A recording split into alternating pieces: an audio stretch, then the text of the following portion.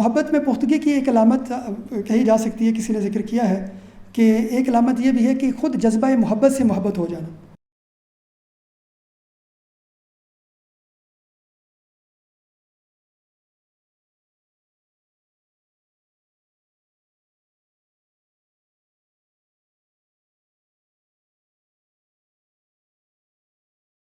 اعوذ باللہ من الشیطان الرجیم، بسم اللہ الرحمن الرحیم۔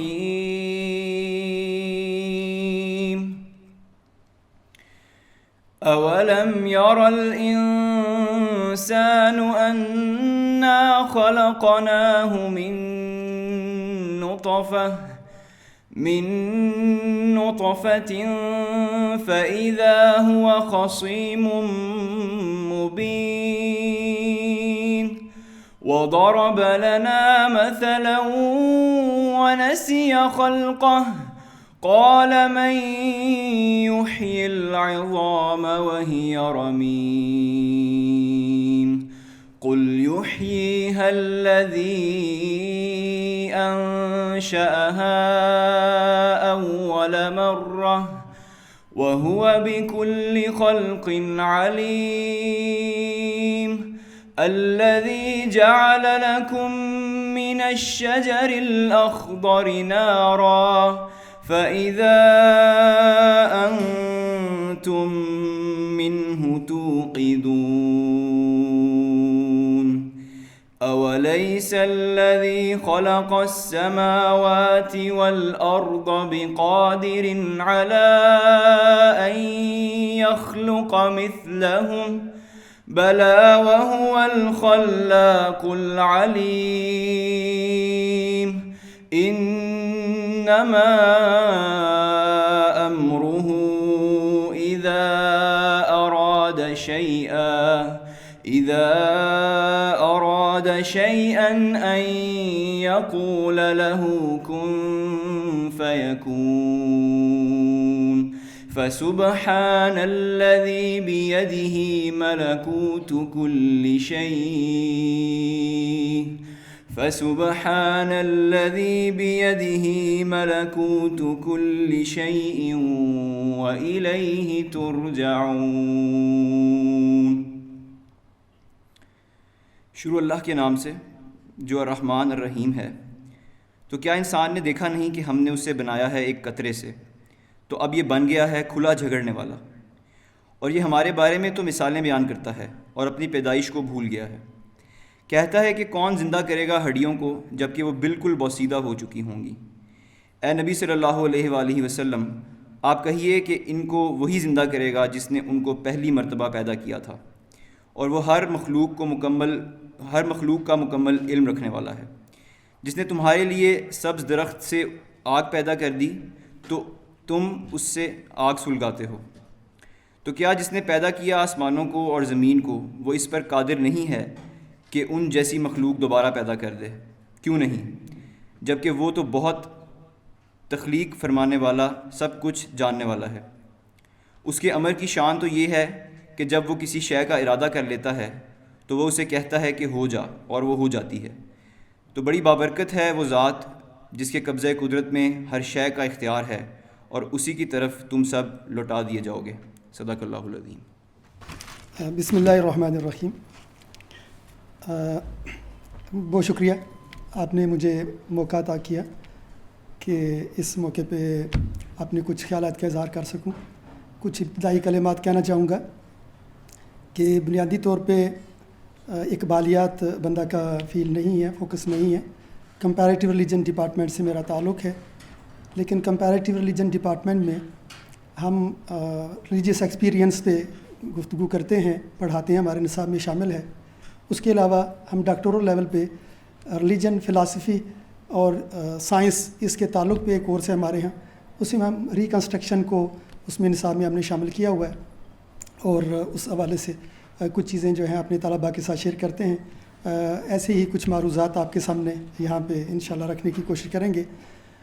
مجھے جو موضوع دیا گیا ہے، مجھے بتایا گیا تھا کہ یہ کچھ تعارفی تصورات ہیں جو ریکنسٹرکشن کو سمجھنے کے لیے ان پہ ابتدائی طور پہ کچھ باتیں ہوں گی، اور ان میں سے جو مجھے کہا گیا وہ ہے عشق اینڈ ریلیجیس ایکسپیرینس۔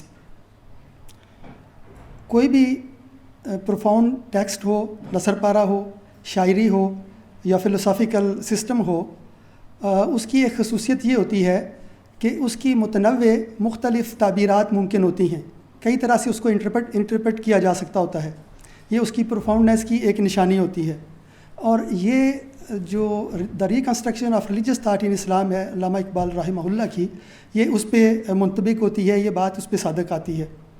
اور اس خاص طور پہ جو ریکنسٹرکشن ہے، جو جاننے والے ہیں جانتے ہیں، اور جو بھی اس کو پڑھنے کی کوشش کرتا ہے، سمجھنے کی کوشش کرتا ہے، تو ان میں سے غالب اکثریت اس بات کا اقرار کرتی ہے کہ یہ ایک بہت پروفاؤنڈ ٹیکسٹ ہے، اور اس کو سمجھنا جو ہے وہ جان جوکھوں کا کام ہوتا ہے، اور اس کے لیے محنت کی ضرورت ہوتی ہے، اس کے لیے دقت نظر کی ضرورت ہوتی ہے۔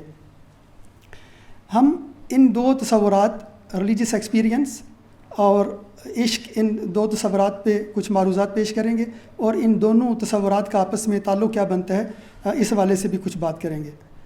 ابھی ریلیجیس ایکسپیرینس سے شروع کرتے ہیں۔ تو اس کا جو پہلا لفظ ہے ریلیجیس، یہ ریلیجن سے ریلیٹڈ ہے، اور ریلیجن ہم جانتے ہیں کہ یہ ایک ماڈرن ویسٹرن کنسٹرکٹ ہے، یہ ایک جدید نوشن ہے، جدید ایک تصور ہے جو جدید مغرب میں سامنے آیا، اور بہت سے اسکالرز نے اس پہ گفتگو کی ہے کہ کیسے اس کی ایک خاص طرح کی محدودیت ہے، اس کا ویسٹرن کلچرل بیگیج ہے۔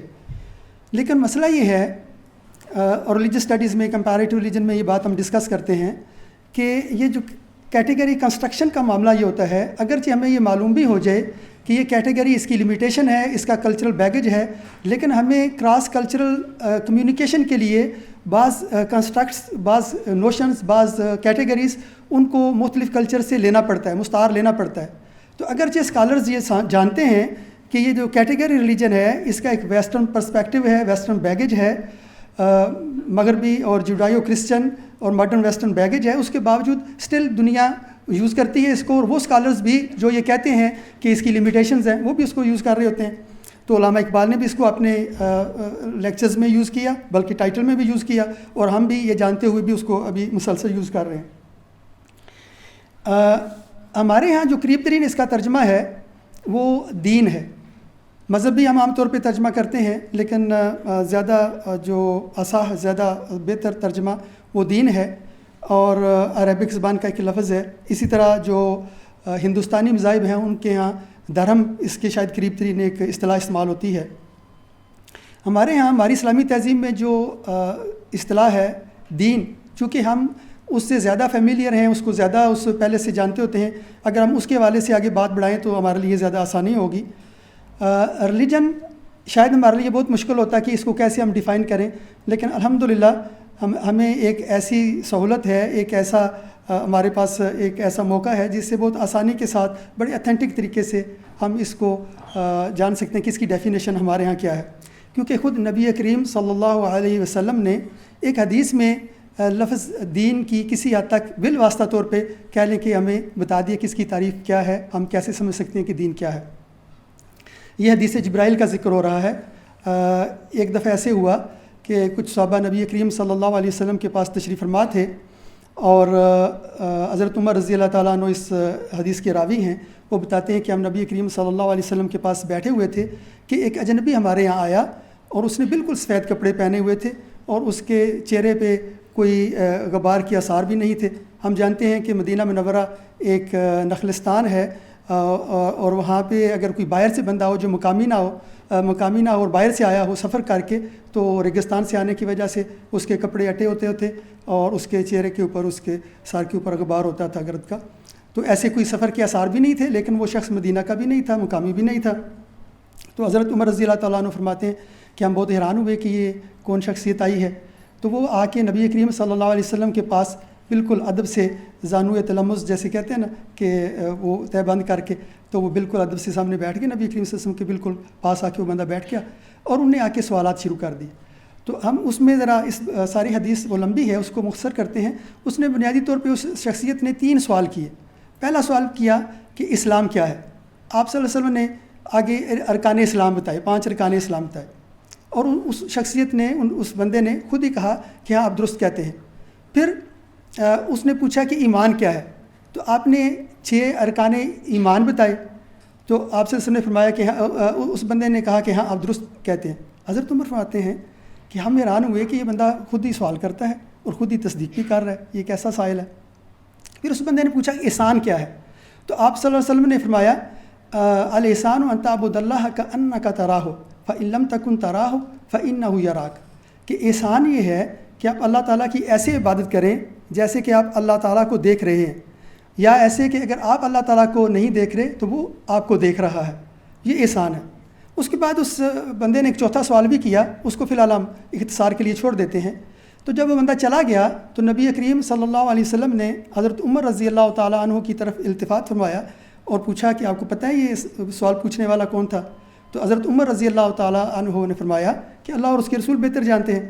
آپ نے فرمایا کہ وہ جبرائیل تھے، اتاکم یعلمکم دینکم، وہ تمہارے پاس اس لیے آئے تھے تاکہ تمہیں تمہارا دین سکھائیں۔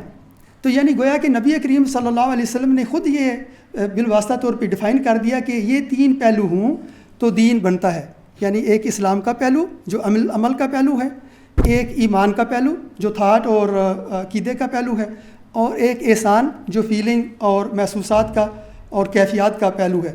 یہ تینوں پہلو ہوں تو دین ہوتے ہیں۔ تو ایک تو انگریزی کنسٹرکٹ ہے ریلیجن، اور ایک ہمارے پاس یہ جو ہماری اصطلاح ہے دین۔ تو ان سے کم ہماری جو اصطلاح ہے یہ بہت واضح ہے کہ دین کا جو مفہوم ہے یہ بہت جامع ہے، اور انسانی جو مختلف انسانی نیچر کے، طبیعت انسانی کے جو مختلف پہلو ہیں، اس کا عمل، اس کی کیفیات یا فیلنگز، اور اس کی تھاٹ، یہ ان سب پہ حاوی ہے۔ اور اسی طرف جو ہے علامہ اقبال نے اشارہ کیا ہے، علامہ اقبال کہتے ہیں کہ جو ریلیجن جو ہے یہ اٹس ناٹ ڈپارٹمنٹل افیئر، یہ ڈپارٹمنٹل افیئر نہیں ہے، اٹس نائدر میئر فیلنگ نار میئر تھاٹ اینڈ نار میئر ایکشن۔ یہ سارا انسان جو پوری انسانی طبیعت کے جو سارے پہلو ہیں ان سب پہ یہ حاوی ہوتا ہے۔ علامہ اقبال نے یہ اپنے پہلے لیکچر کے شروع میں ہی اس چیز کی طرف اشارہ کیا ہے کہ ریلیجن جب وہ کہہ رہے ہوتے ہیں تو ان کے سامنے یہ تینوں پہلو جو ہیں ان کے پیش نظر ہوتے ہیں۔ اچھا، یہ reconstruction of religious thought in Islam, تو انگریزی جو خطبات کا مجموعہ ہے اس کا ٹائٹل تو ریلیجس تھاٹ ہے، لیکن جو نذیر نیازی صاحب نے اس کا ترجمہ کیا تو ہم جانتے ہیں کہ اس کے ترجمے میں الہیات آتا ہے، اور یہ ترجمہ ایک لحاظ سے اتھینٹک بھی ہے، آپ جانتے ہیں سارے جو اقبالیات سے وابستہ ہیں۔ تو الہیات کو انگریزی میں تھیالوجی کہتے ہیں۔ تھوڑی سی بات آگے بڑھنے سے پہلے یہ ہو جائے کہ علامہ Iqbal reconstruction of Islamic thought کی جو بات کر رہے ہیں، بنیادی طور پہ سمجھنے والی بات یہ ہے، اور یہ اہم بات ہے کہ علامہ اقبال ریلیجن کو ریکنسٹرکٹ کرنے کی بات نہیں کر رہے، ریلیجن کو وہ اسٹیبلش کرنا چاہتے ہیں، مذہب کو وہ استوار کرنا چاہتے ہیں، اور تھیالوجی کو وہ ریکنسٹرکٹ کرنا چاہتے ہیں، الہیات کو اور فکر اسلامی کو ریکنسٹرکٹ کرنا چاہتے ہیں۔ تو فرق کیا ہے ریلیجن اور تھیالوجی میں؟ فرق کیا ہے یہ اگر ہم تھوڑا سا اس پہ توجہ کریں تو یہ بات یہ فرق جو ہے، یہ نقطہ جو بیان کیا ہے یہ زیادہ کلیئر ہو جائے گا۔ بنیادی طور پہ جو دنیا کے بڑے مذاہب ہیں ان میں سے اکثر مذاہب وہ کسی نہ کسی ایک بہت گرینڈ اور گریٹ ریلیجس ایکسپیرینس کے اوپر بیس کر رہے ہوتے ہیں۔ وہ چاہے مثلا بدھزم ہے تو بدھا کو نروان حاصل ہوا ان کے نقطہ نظر کے مطابق، اور حضرت موسیٰ علیہ السلام کو کوہ طور پہ اللہ تعالیٰ نے جو ہے وہ وحی عطا کی، تختیاں عطا کی۔ نبی کریم صلی اللہ علیہ وسلم کو غار حرا میں پہلی وحی ملی اور اس کے بعد آپ پہ وحی نازل ہوتی تھی۔ تو ایک اس کی بنیاد ہوتی ہے جو ایک جو کہہ لیں کہ ایک اساسی روحانی واردات ہوتی ہے جو اس مذہب کے بانی کی ہوتی ہے، اور اس کے اوپر مذہب کھڑا ہوتا ہے سارا۔ اب جب یہ جو کسی مذہب کا اساسی روحانی واردات ہوتی ہے اور اس کی تفصیلات ہوتی ہیں، تعلیمات ہوتی ہیں، ان کو لوگوں تک پہنچانے کے لیے ان تعلیمات کی آگے تفہیم کی جاتی ہے اور سسٹمائزیشن کی جاتی ہے۔ اس انسٹیٹیوشنز میں یہ تعلیمات ڈال جاتی ہیں اور مختلف شعبہ علوم میں یہ چیزیں ڈال جاتی ہیں، اور یہ تعلیمات جو اساسی جو یہ روحانی تجربہ ہوتا ہے وہ اپنی اس سمپلسٹی پہ نہیں رہتا، بلکہ آگے اس کی سسٹمائزیشن ہو جاتی ہے اور اس کی آگے انٹرپریٹیشنز ہوتی ہیں ڈفرینٹ طرح کی، اور یہ جو سسٹمائزیشن ہے اور یہ جو انٹرپریٹیشنز ہیں یہ تھیالوجی کا فنکشن ہوتا ہے۔ یہ یعنی اب اگر ہم دونوں کو علیحدہ علیحدہ سمجھیں تو ایک انٹرپریٹیشن ہوگی تھیالوجی کا فنکشن، ایک اس کی جو اساسی ریلیجیس ایکسپیرینس ہوتا ہے، مذہبی واردات ہوتی ہے، اس کی سسٹمائزیشن ہے، انٹرپریٹیشن ہے، اور ایک تیسری چیز کہ تھیالوجی اس کا دفاع کرتی ہے۔ علامہ اقبال کے یہ جو خطبات ہیں ان میں دونوں چیزیں پیش نظر ہیں۔ علامہ اقبال اسلامی تھیالوجی کی ایک جدید ہماری سچویشن جو ہے، ہماری جو معاصر صورتحال ہے، اس میں تفہیم بھی چاہ رہے ہیں اور مذہب کا ایک اس انداز سے دفاع کرنا چاہتے ہیں جو آج کل قابل قبول لگتا ہو اور جو آج کل جو ہے وہ پلازیبل ہو، کیونکہ علامہ اقبال بین السطور آپ سب جو یہ کورس کر رہے ہیں اور جو اقبالیات سے تعلق رکھتے ہیں وہ جانتے ہیں کہ اس میں بہت عیاں ہیں کہ علامہ اقبال مطمئن نہیں ہے کہ ہمارا جو روایتی کلامی ورثہ ہے وہ جدید بدلتی ہوئی صورتحال میں وہ ہماری ضرورت پوری کر سکے گا۔ تو یعنی گویا کہ علامہ اقبال ہمارا جو یہ کلام کا جو دفاع کرنے والا اپنے اس مذہبی روایت کا وہ جو فنکشن ہے اس کے اوپر بھی ان کی نظر ہے، اور یہ کہ اس کی ایک نئی سسٹمائزیشن یا نئی تفہیم یہ بھی ان کے پیش نظر ہے۔ اچھا، یہ جو ہمارے یہاں سسٹمائزیشن ہوئی ہے جو ہم نے حدیث جبرائیل ابھی تھوڑی دیر پہلے بیان کی ہے، اس کے لحاظ سے ہماری تھیالوجی میں اس نے 3 شکلیں اختیار کی ہیں، جیسے کہ ہم نے بتایا کہ حدیث جبرائیل میں 3 پہلو سامنے آتے ہیں، ایکشن کا، فیلنگ کا اور تھاٹ کا۔ تو جو اسلام کی ڈائمینشن ہے، ایکشن کی ڈائمینشن ہے، یہ ہمارے یہاں فقہ کی صورت میں مدون ہوتی ہے، اور جو تھاٹ کی ڈائمینشن ہے، عقیدے کی ڈائمینشن ہے، ایمان کی ڈائمینشن ہے، یہ کلام علم الکلام کی صورت میں مدون ہوتی ہے، سسٹمائزیشن اس کی ہوتی ہے۔ اور جو احسان کی ڈائمینشن ہے، فیلنگ کی ڈائمینشن ہے، یہ تصوف کی صورت میں اس کی سسٹمائزیشن ہوتی ہے۔ اور اس سسٹمائزیشن کے لیے 2 بنیادی علوم کے دھارے تھے جن کو استعمال کیا گیا، ایک علوم القرآن اور اس کے متعلقہ علوم تفسیر، اسباب نزول اور اس سے متعلقہ سارے علوم، اور دوسرا احادیث نبویہ صلی اللہ علیہ وسلم اور ان سے سارے متعلقہ علوم اور اصطلاحات حدیث اور علم و رجال اور باقی سارے جتنے اس کے حدیث کے علوم ہیں۔ تو یعنی یہ 2 علوم کے دھارے تھے، ان کو لے کے آگے یہ 3 طرح سے اس کی سسٹمائزیشن ہوئی ہے، اور اس سسٹمائزیشن کرنے کے لیے اسلامی تہذیب نے خاص طرح کا ایک ایسا فن ایجاد کیا جو کسی اور تہذیب میں نہیں کیا گیا، اور this is one of the greatest achievements of Muslim civilisation, وہ یہ ہے علم الاصول یا اصول الفقہ مسلمانوں نے یہ جو ہے وہ وضع کیا، اور یہ جسے بعض اوقات نیرولی ڈیفائن کریں تو اس کو اصول الفقہ کہہ دیتے ہیں، لیکن بنیادی طور پہ وہ صرف فقہ کے اصول نہیں ہیں، وہ کسی بھی ٹیکسٹ کو سمجھنے کے لیے ایک براڈر جو ہرمونوٹیکل پرنسپلز ہیں بیسیکلی جو مسلمان علماء نے اپنی 1400 سالہ تاریخ میں اس کو مدون کیا، اس کو ریفائن کیا۔ تو یعنی 2 ہمارے پاس علم کے دہارے، قرآن اور اس سے متعلقہ علوم، حدیث اور اس سے متعلقہ علوم، اور علم الاصول۔ اگر ہم فقہ کو ہٹا دیں اس کو اس کی براڈر امپلیکیشن کے لیے تو علم الاصول، اور اس کے بعد 3 طرح کی اس کی سسٹمائزیشن ہوئی ہے۔ اب یہ جو ریلیجن اور تھیالوجی کا تعلق ہے تو ہمیں ایسے اندازہ ہوتا ہے کہ تھیالوجی تو پھر بہت ضروری ہے، تو ہم کیوں اس کو بدلنا چاہتے ہیں، اس کو کیا کرنا چاہتے ہیں؟ بنیادی طور پہ جہاں تھیالوجی ایک فنکشن کر رہی ہے اور ہمیں ضرورت ہے اس کی، لیکن تھیالوجی کا ایک ڈرا بیک بھی ہوتا ہے تھیالوجیکل ڈیولپمنٹ کا اور سسٹمائزیشن کا۔ وہ کیا ہے؟ اس میں وہ یہ ہے کہ اس میں امکان موجود ہوتا ہے کہ یہ تھیالوجیکل جو کنسٹرکٹس ہیں اور یہ جو سسٹمائزیشن ہوئی ہے یہ خود ایک حجاب بن جائے جو اصل اسلامی تعلیمات تھیں، جو اصل مذہبی تعلیمات تھیں، جو ایک گریٹ ریلیجیس ایکسپیرینس جس کی بنیاد پہ وہ سارا سسٹم شروع ہوا ہے، یہ پورا مذہبی نظام جس کے اوپر کھڑا ہے، حالانکہ اسی کو دفاع کے لیے یہ چیز بنی ہے، اس کی سسٹمائزیشن کے لیے، اسی کی تفہیم کے لیے، لیکن یہ ساری اصطلاحات اور اتنے زیادہ جب وہ ایک ڈھانچہ کھڑا ہو جاتا ہے تو یہ تھیالوجیکل ڈھانچہ جو ہوتا ہے یہ بعض اوقات خود ایک حجاب بن جاتا ہے۔ ایک مثال ہے، کسی اور ٹریڈیشن کی مثال ہے ویسے، یہ کہتے ہیں کہ یہ جاپانیز ایک کہاوت ہے کہ کوئی نابینا بندہ تھا تو اس کو کسی بینا بندے کے ساتھ اس کی ٹکر ہو گئی کیونکہ اندھیرا تھا، تو جو بندہ بینا تھا جس کی نظر ٹھیک تھی اس نے کہا اندھے ہو، اس نے کہا میں اندھا ہوں، تم اندھے ہو، تو اس نے کہا میں اندھا تو نہیں ہوں لیکن اندھیرا ہے، مجھے نظر نہیں آ رہا تھا تو اس لیے ٹکر ہو گئی ہے۔ تو وہ جو جس کو نظر آتا تھا اس نے اندھے بندے کو کہا کہ اچھا ایسا کیا کرو کہ میں تمہیں ایک لالٹین دے دیتا ہوں، تم اس کو پکڑ کے چلا کرو، تاکہ اگر اندھیرا ہو تمہیں تو نظر نہیں آتا لیکن جو دوسرے بندے دیکھ رہے ہیں ان کو نظر آیا کرے گا اور تمہارے ساتھ پھر کسی کی ٹکر نہیں ہوگی۔ تو وہ بندہ پھر ایسے کرتا تھا نابینا کہ وہ لالٹن پکڑ کے چلتا تھا اندھیرے میں، اندھیرا ہو یا روشنی اس کو تو پتہ نہیں چلتا تھا، لیکن اس کی پھر ٹکر نہیں ہوتی تھی کیونکہ دیکھنے والوں کو روشنی میں نظر آ رہا ہوتا تھا۔ تو ایک دفعہ ایسے ہوا کہ پھر اس کے ساتھ کوئی بندہ جا ٹکرایا، تو اس نے پھر وہی مکالمہ ہوا، اندھے ہو؟ اس نے کہا کہ میں تو اندھا ہوں، تم اندھے ہو؟ تو اس نے کہا کہ میں اندھا تو نہیں ہوں لیکن اندھیرا ہے، مجھے نظر نہیں آ رہا۔ تو اس اندھے نے کہا میں نے تو لالٹن پکڑی ہوئی ہے، تمہیں نظر نہیں آ رہی؟ تو اس نے کہا لالٹن پکڑی ہوئی ہے لیکن اب اس میں روشنی نہیں رہی، اب اس میں تیل ختم ہو گیا، تو تم نے ویسی لالٹن پکڑی ہوئی ہے۔ تو بعض کا ہوتا یہ ہے کہ ہم نے تھیالوجی کی وہ لالٹن پکڑی ہوتی ہے اور ہم سمجھ رہے ہوتے ہیں کہ شاید وہ ابھی بھی روشنی دے رہی ہے، لیکن غالباً اس میں وہ تیل ختم ہو چکا ہوتا ہے اور وہ بس ہم نے وہ صرف لالٹن وہ پکڑی ہوتی ہے۔ اور یہ صرف ہمارے ساتھ نہیں، یہ اکثر مذہبی روایات کے ساتھ ایسا ہوتا رہا ہے۔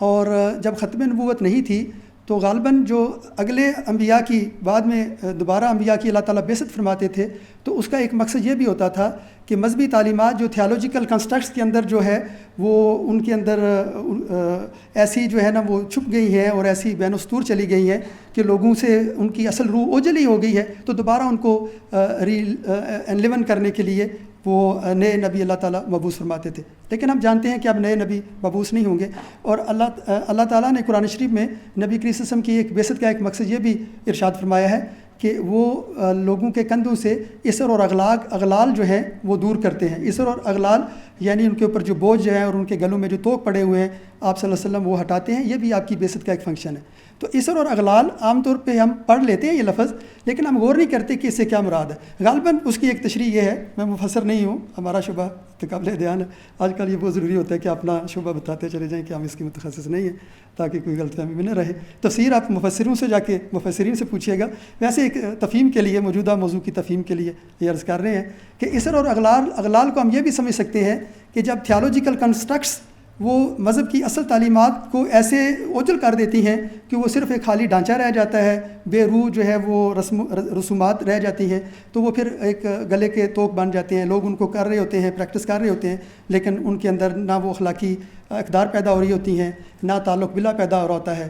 جیسے قرآن شریف میں فرمایا نا اللہ تعالیٰ نے وَأَقِمِ الصَّلَاةَ لِذِكْرِي، میری یاد کے لیے نماز قائم کرو۔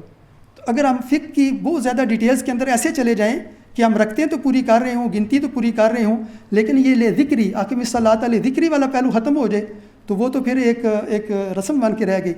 اسی طرح جو ہے ان الصلاۃ تنہی عن الفحشاء والمنکر، اور اگر ہم مذہبی تعلیمات پہ عمل کر رہے ہیں لیکن ان کی کوئی مارل امپورٹ باقی نہیں رہ گئی تو وہ بھی پھر ایک طرح سے ایک بوجھ بن گیا، ایک طرح سے ایک اغلال اور اسر کی کیفیت وہ بن گئی۔ تو علامہ اقبال جو یہ تھیالوجی کو ریکنسٹرکٹ کر رہے ہیں، غالباً جیسے ہم نے پہلے اشارہ کیا یہ دونوں ان کے پیش نظر ہیں کہ وہ چاہتے ہیں کہ یہ دونوں جو تھیالوجی کے فنکشنز ہیں ان کو دوبارہ بحال کیا جائے کہ موجودہ صورتحال کے تحت ہم کیسے مذہب کا دفاع کر سکتے ہیں، اور یہ ہے کہ اس کو ہمارے لیے، ہماری حیات کے لیے کیسے بامعنی بنا سکتے ہیں۔ علامہ اقبال اس پرپز کے لیے جس چیز پہ بہت بنیادی انحصار کر رہے ہیں وہ ریلیجس ایکسپیرینس ہے، یہ اور وہی موضوع ہے جس پہ ہم بات کر رہے ہیں۔ علامہ اقبال یہ سمجھتے ہیں کہ ضرورت اس بات کی ہے کہ اس مذہبی واردات کو جو کہ ہماری مذہبی روایت کی بنیاد ہے اس کو دوبارہ جو as a believers, as a followers of this religious tradition ہم دوبارہ اس کو انلیون کریں، دوبارہ ری لیو کریں، اس کو دوبارہ اس کو جئیں۔ چنانچہ وہ ایک جگہ حوالہ دیتے ہیں کسی صوفی کا نام لیے بغیر کہ انہوں نے کہا کہ no understanding of the holy Quran is possible until it is actually revealed to the believer just as it was revealed to the prophet, کہ جب تک بلیور پہ اسی طرح اس کتاب کا، اس کے دل پہ اسی طرح اس کتاب کا گویا کہ نزول ہو جیسے کہ نبی کریم صلی اللہ علیہ وسلم کے قلب مبارک پہ ہوا تھا، تو اس وقت تک یہ کتاب سمجھ نہیں آتی۔ اس کو خود انہوں نے اپنی کسی دوسری جگہ پہ ایک شعر میں بھی اس طرح کہا ہے، تیرے ضمیر پہ جب تک نہ ہو نزول کتاب، گرا کشا ہے راضی نہ صاحب کشاف۔ تو اس شعر میں بھی اور اس ریکنسٹرکشن میں کسی ایک صوفی کے حوالے سے باقاعدہ نثر میں بھی انہوں نے اس طرف اشارہ کیا ہے، اور یہ جو ریلیجس ایکسپیرینس پہ بہت زیادہ فوکس نظر آتا ہے ہمیں ریکنسٹرکشن میں، اس کا بنیادی مقصد جو ہے وہ یہ ہے، اس کو ری انلیون کیا جائے۔ اچھا، اب ریلیجیس ایکسپیرینس میں ہم بات آگے بڑھاتے چلے جائیں گے انشاءاللہ اگلی گفتگو میں. لیکن اب دیکھنا یہ ہوگا کہ جیسے کہ کوئی بندہ اگر بہت اس کا فتوے کے انداز میں دیکھنا شروع کرے تو اچھا آپ کیا کہہ رہے ہیں کہ دوبارہ نازل ہوگی وہی کتاب, یعنی اس کو بہت تھیولوجیکل اس میں لینے کی ضرورت نہیں ہے. اس کا معنی صرف یہ ہے کہ جو اس کی روح تھی جب یہ جو وحی نازل ہوئی تو اور اس روح کو دوبارہ جو ہے نا اس کی طرف واپس لوٹ کے جانا ہے اور اس کو اپنے سے وابستہ کرنا ہے, اس کی جو روحانیت ہے اس سے اپنے آپ کو وابستہ کرنا ہے. تو اس میں اور جو نبی کریم صلی اللہ علیہ وسلم پہ جب واقعتاً وحی نازل ہوئی تھی اس میں بنیادی فرق کیا ہوگا کہ نبی کریم صلی اللہ علیہ وسلم کو یہ وحبی طور پہ وحی عطا کی گئی اور آپ کو بطور نبی وحی عطا کی گئی. اب جب کسی بندے سے متعلق کوئی آیت جو اس کے دل میں آئے گی کہ یہ فلاں آیت یہ میری سچویشن سے, یہ میری کیفیت سے متعلق ہے, فلاں آیت میں گویا کہ اللہ تعالیٰ مجھ سے یہ چاہ رہے ہیں, فلاں آیت میں فلاں مقام پہ گویا کہ اس سچویشن میں, ابھی میں نے قرآن شریف کھولا تو آگے یہ قرآن شریف کی آیت آ گئی, گویا کہ اللہ تعالیٰ مجھ سے یہ فرما رہے ہیں. حتیٰ کہ کہتے ہیں یہاں پہ ہمارے اس محفل میں بھی اہل دل لوگ موجود ہیں اور وہ جانتے ہیں کہ ہم نے براہ راست الحمدللہ لوگوں سے سنا ہے کہ بعض ایک شخصیت جو دنیا سے جانے والی تھی تو ان کے جو سالکین تھے انہوں نے ان سے پوچھا کہ ہم نے سنا ہے کہ اللہ والے کی ایک نشانی یہ ہوتی ہے کہ اس پہ سارا قرآن شریف اس پہ منطبق ہو جاتا ہے ایک ایک کر کے, کیا آپ کے ساتھ ایسے ہوا ہے؟ انہوں نے فرمایا کہ ہاں الحمدللہ میرے ساتھ ایسے ہو چکا ہے. تو یعنی ایسے کیفیات مختلف موقعوں پہ آتی چلی جاتی ہیں کہ بندے کو لگتا ہے کہ اس آیت میں اللہ تعالیٰ مجھ سے یہ فرما رہے ہیں, اس آیت میں اللہ تعالیٰ مجھ سے یوں فرما رہے ہیں. یہ نہیں کہ وہ نئی نبوت کا دعویٰ نعوذ باللہ کر رہا ہوتا ہے بلکہ اسے اپنے آپ کو ریلیٹ کر رہا ہوتا ہے.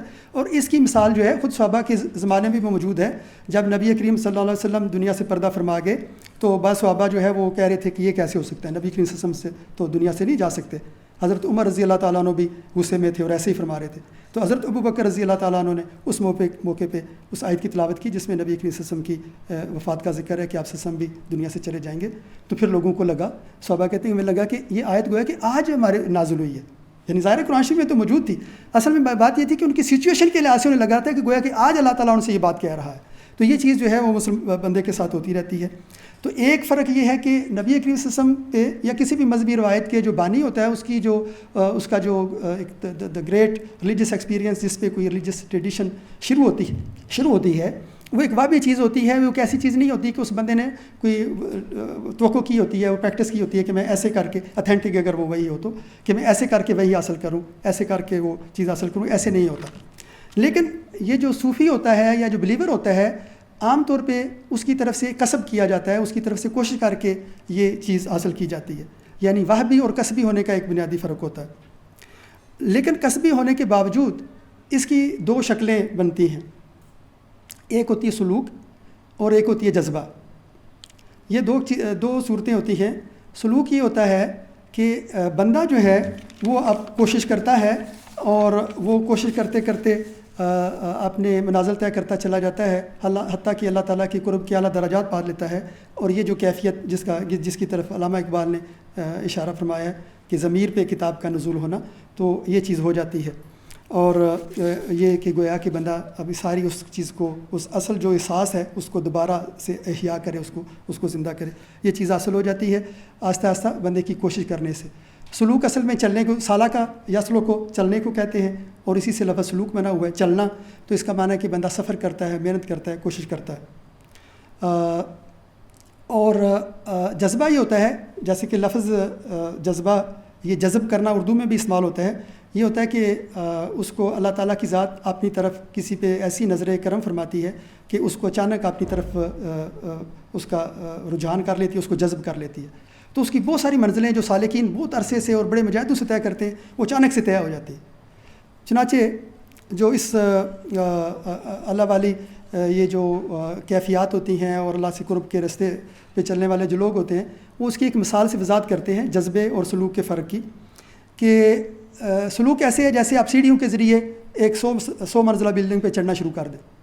تو ظاہر ہے آپ آہستہ ایک سیڑھی چڑھتے چلے جا رہے ہیں اور آپ بلند ہوتے چلے جا رہے ہیں. اور جذبہ ایسے ہے جیسے کہ آپ آج کل کے زمانے میں مثال بھی ہے جدید ذرا کہ آپ لفٹ میں انٹر ہوئے ہیں اور آپ نے جو ہے نا وہ وہاں پہ لکھا ہے کہ 90 میں نے 90 فلور پہ جانا ہے, تو لفٹ نے اچانک اٹھا کے آپ کو وہ 90 اس اسٹیج پہ لے گئی ہے.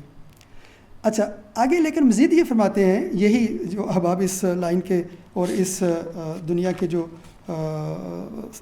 شاہسوار ہوتے ہیں کہ بہرحال ان دونوں کا آپس میں تعلق بھی ہوتا ہے. یہ جو جذبہ جس پہ طاری ہوتا ہے جس کو پھر مجذوب کہتے ہیں, ہم عام طور پہ سمجھتے ہیں مجذوب شاید نہ ان لوگوں کو کہتے ہیں جو جن کا ذہنی توازن درست نہ ہو. اصل میں مجذوب جو اصطلاح ہے وہ یہاں سے چلتی ہے, یہ تصوف کی ایک اصطلاح ہے, یا تصوف میں کم سے کم اس کا معنی یہ ہوتا ہے. اگر اردو زبان میں اور بھی مجذوب کا کوئی اور معنی بنا گیا تو وہ فی الحال مراد نہیں ہے. تو ایسا نہیں ہے کہ جو مجذوب ہے تو وہ کبھی بھی آگے جا کے کسی سلوک پہ چلے گا ہی نہیں, کچھ نہ کچھ اس کو بھی محنت کرنا پڑے گی, کچھ نہ کچھ اس کو بھی محنت کرنا پڑے گی. اور ایسا بھی نہیں ہے کہ جو سالک ہے وہ ہمیشہ سارا کچھ خود ہی اپنی کوشش سے پائے گا. بہرحال وہ منزل تبھی ہی پا سکے گا کہ اگر منتہائی کار اس کو بھی اللہ تعالیٰ کی طرف سے جذب کیا جائے گا, اس کو بھی کچھ جذبہ عطا کیا جائے گا. یہ اصل میں کہہ لیں کہ پریفرنس کا فرق ہے یا اس کا ڈگری کا فرق ہے کہ کس کیس میں کون سی کیفیت جو ہے نا وہ غالب تھی, لیکن یہ دونوں کیفیت ہوں گی. عطا اللہ سکندری ایک بہت بڑے بزرگ گزرے ہیں, وہ اس سلوک اور یہ جذبہ جو ہے یہ جو کیفیات ہیں دو, ان کے بارے میں ایک جگہ پہ بات کرتے ہوئے کہتے ہیں کہ اللہ ساری عربی عبارت ہے لیکن میرا حال ترجمہ ہی ہم براہ راست کرتے چلے جاتے ہیں کہ اللہ تعالیٰ کے وجود کے جو آثار ہیں یعنی کائنات, ان سے اللہ تعالیٰ کے جو اسماء ہیں ان تک پہنچو, ان تک پہنچو اور ان کو پالو. اور اللہ تعالیٰ کی اسماء سے اس کے جو اوصاف ہیں ان کو ثابت کر لو, ان تک پہنچ لو. اور اللہ تعالیٰ کی صفات سے پھر اس کی ذات کو جا کے پالو. تو یہ گویا کہ اسٹیپ بائی اسٹیپ جو سالکین ہیں وہ پہلے جو آثار ہیں ہمارے آس پاس ہیں, کائنات میں اللہ تعالیٰ کی نشانیاں ہیں, آیات ہیں یا اور انسان کی مجاہدات ہیں, ان کے ذریعے پہلے اسماء تک پہنچے گا سالک, پھر صفات تک پہنچے گا, پھر جو ہے وہ ذات تک پہنچے گا. اور اس کے بعد کہتے ہیں کہ لیکن ارباب الجذب یکشف لہم عن کمال ذاتہ, لیکن اس کے برعکس جو صحابہ جذب ہوتے ہیں یعنی مجذوب ہوتے ہیں ان کے ساتھ الٹ ہوتا ہے, وہ ان کے اوپر سب سے پہلے ذات منکشف ہو جاتی ہے براہ راست, اور اس کے بعد پھر ان کو واپس بھیجا جاتا ہے کہ آپ وہ پھر صفات کا بھی گیان حاصل کر لیں, اس کی بھی معرفت حاصل کر لیں, اور پھر صفات سے واپس نیچے اسماء کی بھی معرفت حاصل کر لیں. تو یہ, اور اس کے بعد اسماء سے پھر بعد میں آثار کی طرف پھر وہ آتے ہیں, یعنی ان کا سفر دوسری طرف سے ہوتا ہے. تو پھر وہی کہتے ہیں کہ بس سالکون اعلیٰ سے ہادہ, سالک سے الٹی سائڈ سے چل کے آ رہے ہوتے ہیں اور مجذوب دوسری سائڈ سے چل کے آ رہے ہوتے ہیں. فنہایت سالکین بدایت المجذوبین, تو سالکین کی جو انتہا تھی کہ انہیں آخر پہ ذات پہ پہنچنا تھا, تو مجذوبین کی وہ ابتدا ہوتی ہے کہ سب سے پہلے ان کو معرفت ذات حاصل ہوگی.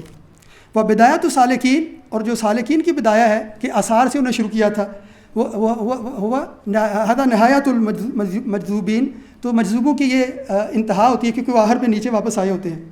فربما التقیا فی الطریق, یہ بڑی دلچسپ بات فرماتے ہیں حضرت عطا اللہ سکندری, کہتے ہیں کہ ربما التقیا فی الطریق, ہو سکتا ہے کہ سالک اور مجذوب رستے میں ایک دوسرے کو مل بھی پائیں. ھذا فی ترقیہ و ھذا فی تدلیہ, وہ یہ اوپر جاتے ہوئے وہ نیچے آتے ہوئے, یہ ہو سکتا ہے کہ آپس میں وہ ایک دوسرے کو پا بھی لیں. یعنی بہرحال یہ ہم ذکر کر رہے تھے کہ یہ کیسے بلیور کیسے اس میں پارٹیسپیٹ کرے گا, تو اس کی عام طور پہ یہ دو شکلیں بنتی ہیں.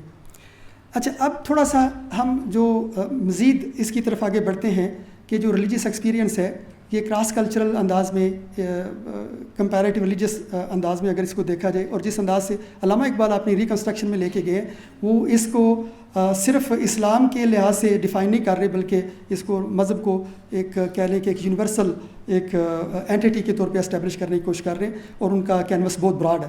اور جیسے کہ ان کا براڈ ہے تو ہم بھی اس کو کوشش کریں گے کہ ابھی ریلیجیس ایکسپیرینس کے بارے میں زیادہ عمومی اسلامی جو روایت ہے اسے باہر بھی کچھ اس کو لے جائیں.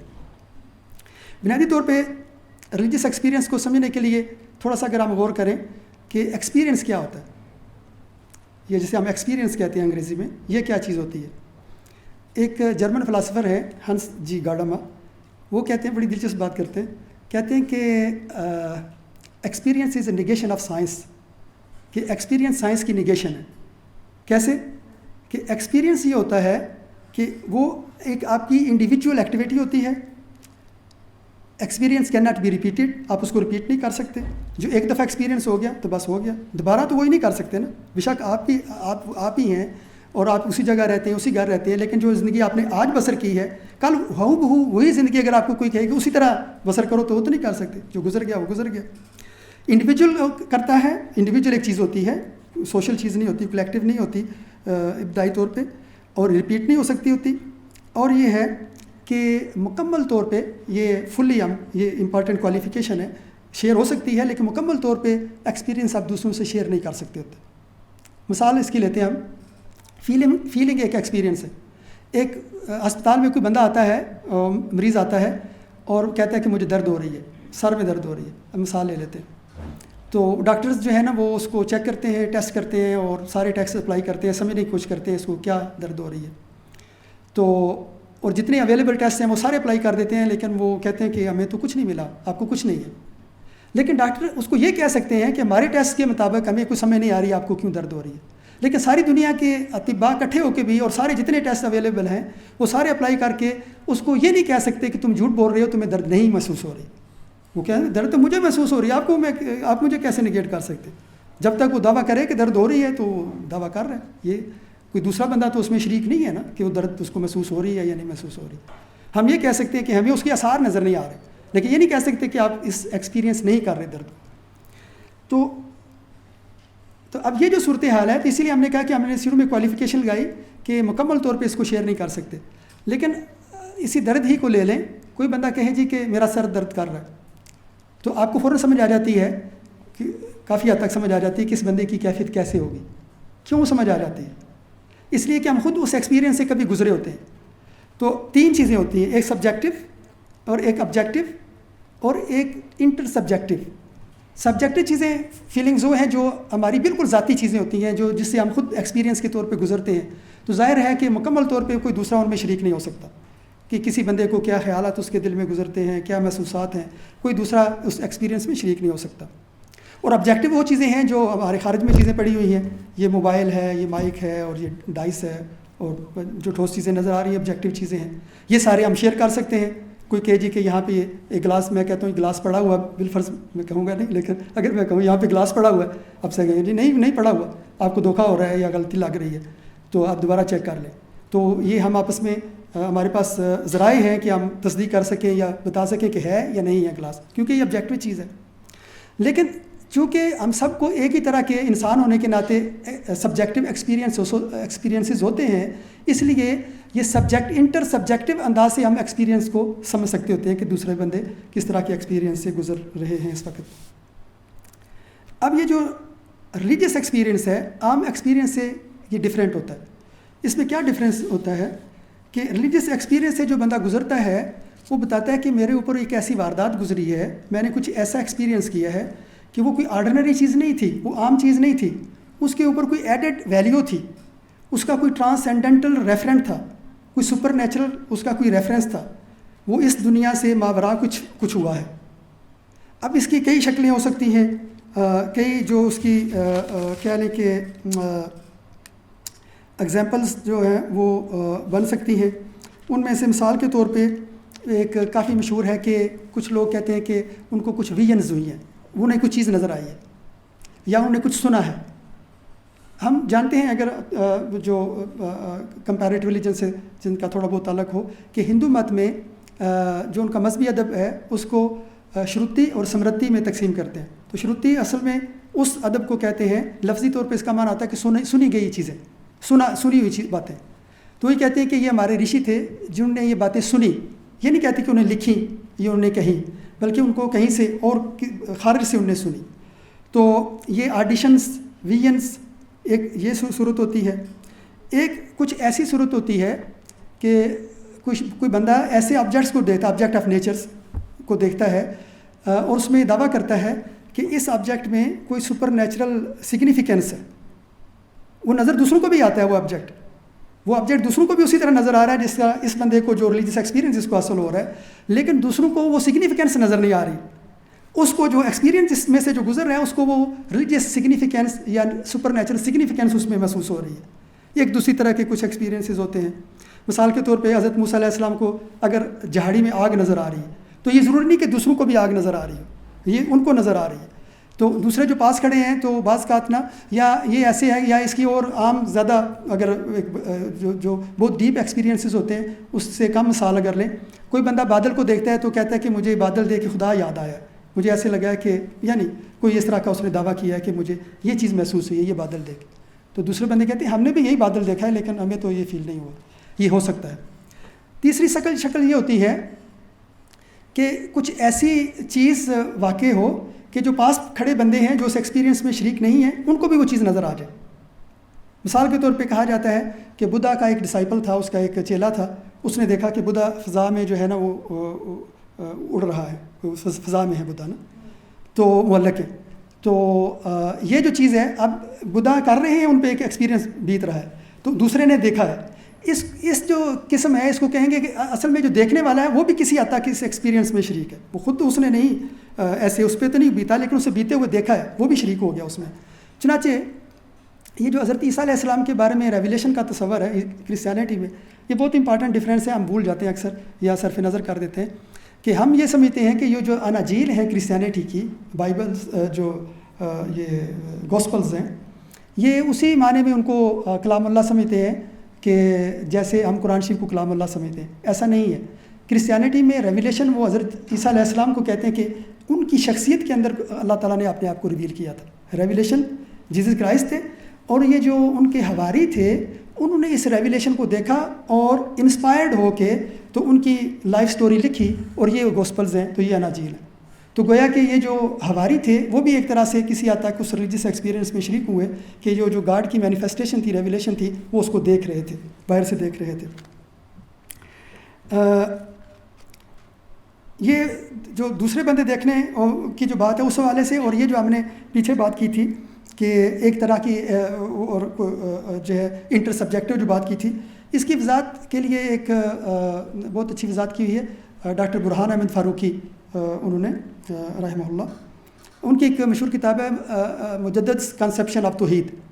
تو اس کتاب میں انہوں نے بنیادی طور پہ حضرت ابن عربی اور حضرت مجدد الفسانی ان کے نظریہ توحید کا تقابل کیا ہے. اور اس کے پریفیس میں وہ ایک بڑا عام منہجی موضوع بات ڈسکس کرتے ہیں.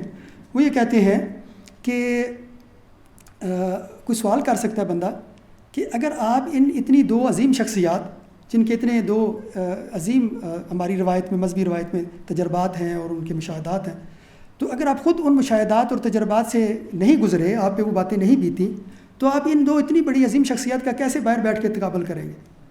تو اس کا منہجی طور پہ وہ جواب دیتے ہیں کہ میں ان کے جو ایکسپیرینس کی سبجیکٹیو سائڈ ہے اس کا کمپیریزن نہیں کرنے لگا. اس ایکسپیرینس سے گزرنے کے بعد انہوں نے جو انسانی زبان میں اپنے ایکسپیرینس کا جو اظہار کیا ہے تو میں اس کا کمپیریزن کر رہا ہوں. تو میں یہ دعویٰ نہیں کرنے جا رہا کہ میں ابن عربی کا ریلیجس ایکسپیرینس اور حضرت مجدد الفسانی علیہم الرحمہ، ان دونوں پہ اللہ پاک کی رحمت ہو، ان دونوں کے ریلیجس ایکسپیرینس کو کی سبجیکٹیو سائڈ کو کمپیئر نہیں کرنے لگا، بلکہ جو انہوں نے اپنی لینگویج میں اظہار کیا اس کو کمپیئر کرنے لگا. اب تھوڑا سا مزید اس کی طرف جاتے ہیں. یہ ہم نے کچھ شکلیں بتائیں اس کی کہ ریلیجس ایکسپیرینس کی کیا شکلیں ہو سکتی ہیں. مزید اس کے اوپر کچھ آگے انشاءاللہ کوشش کریں گے بات کھولنے کی. اس کے کچھ خصائص ہیں. خود علامہ اقبال نے اپنے پہلے خطبے میں 5 خصائص بیان کیے ہیں، اور کچھ اور لوگوں نے، مثلا جو ہے وہ آر.سی. ہپل ایک رائٹر ہیں، مسٹیکل ایکسپیرینس ان کی کتاب ہے اسی نام سے، انہوں نے 7 اس کے خصائص بیان کیے ہیں. یہ جو خصائص ہیں بنیادی طور پہ ان میں فرق آتا ہے. علامہ اقبال ایک انداز سے بیان کر رہے ہیں، ایک دوسرا بندہ مثلا جن کا میں نے بھی بتایا یہ لکھ رہے ہیں، ان کے خصائص میں کچھ فرق ہے، اور اگر کوئی اور لکھے گا تو اس میں فرق ہے. اس کی وجہ آگے ہم بتائیں گے کہ اصل میں ان کے پیش نظر مختلف طرح کے ریلیجس ایکسپیرینسز ہوتے ہیں. تو جس طرح کا ریلیجس ایکسپیرینس جس ٹریڈیشن سے آ رہا ہے یا جس طرح کی ٹائپ پہ بات ہو رہی ہے تو اس والے سے اس کے کریکٹرسٹکس بدل جاتے ہیں. کچھ عمومی کریکٹرسٹکس ان پہ بات کرتے ہیں تاکہ کچھ کلیئرٹی آ جائے اور پھر آگے ٹائپس کی طرف ہم بڑھیں گے. علامہ اقبال بھی ذکر کرتے ہیں اور دوسرے لوگ بھی مثلا جن کا بھی میں نے ذکر کیا آر.سی. ہپل، وہ بھی ذکر کرتے ہیں امیڈیسی آف دا ایکسپیرینس. امیڈیسی کا معنی یہ ہے کہ جس طرح ہم یہاں پہ کھڑے ہیں، ہم بات کر رہے ہیں، آپ لوگ اس کورس کو اٹینڈ کر رہے ہیں، بندہ بات کر رہا ہے، تو تو ہم سب میں سے کسی کو یہ کوئی اس کے بارے میں سوچنا نہیں پڑتا کہ ہاں واقعتاً ہم یہاں بیٹھے ہوئے ہیں یا نہیں بیٹھے ہوئے، واقعتاً یہاں پہ ایک پروگرام چل رہا ہے یا نہیں چل رہا. یہ تو ہمارے سامنے کوئی ایسا سوال تو نہیں پیدا ہوتا نا. ہم اس کو فار گرانٹیڈ لے رہے ہیں، ہاں جی ہم یہاں بیٹھے ہوئے ہیں. اگر کوئی بندہ جو ہے وہ بیٹھا ہے تو بیٹھا ہے، دیٹس کلیئر کو بیٹھا ہوا ہے. اگر کوئی کھڑا ہے تو وہ بھی بہت اس کو نہ اس کو شک ہوتا ہے نہ کسی اور کو. یہ امیڈیسی آف ایکسپیرینس ہوتا ہے جو ہمارا آرڈینری ایکسپیرینس ہوتا ہے. تو یہ جتنے بھی ماہرین ہیں ریلیجیس ایکسپیرینس کے وہ بتاتے ہیں کہ جو بندہ ریلیجیس ایکسپیرینس میں سے گزرتا ہے تو وہ بھی اس کے کو بھی یہ اسی طرح کی جو ہے اس کو تصدیق ہوتی ہے اس کے دل میں کہ یہ واقعتاً ہو رہا ہے. وہ اس کے بارے میں شک میں نہیں پڑا ہوتا کہ اچھا پتہ نہیں یہ مجھے محسوس ہو رہا ہے یا نہیں ہو رہا، یا جس طرح جسے ہمیں کوئی ڈاؤٹ نہیں ہے کہ ہم یہاں پہ ایک خاص سچویشن میں ہیں.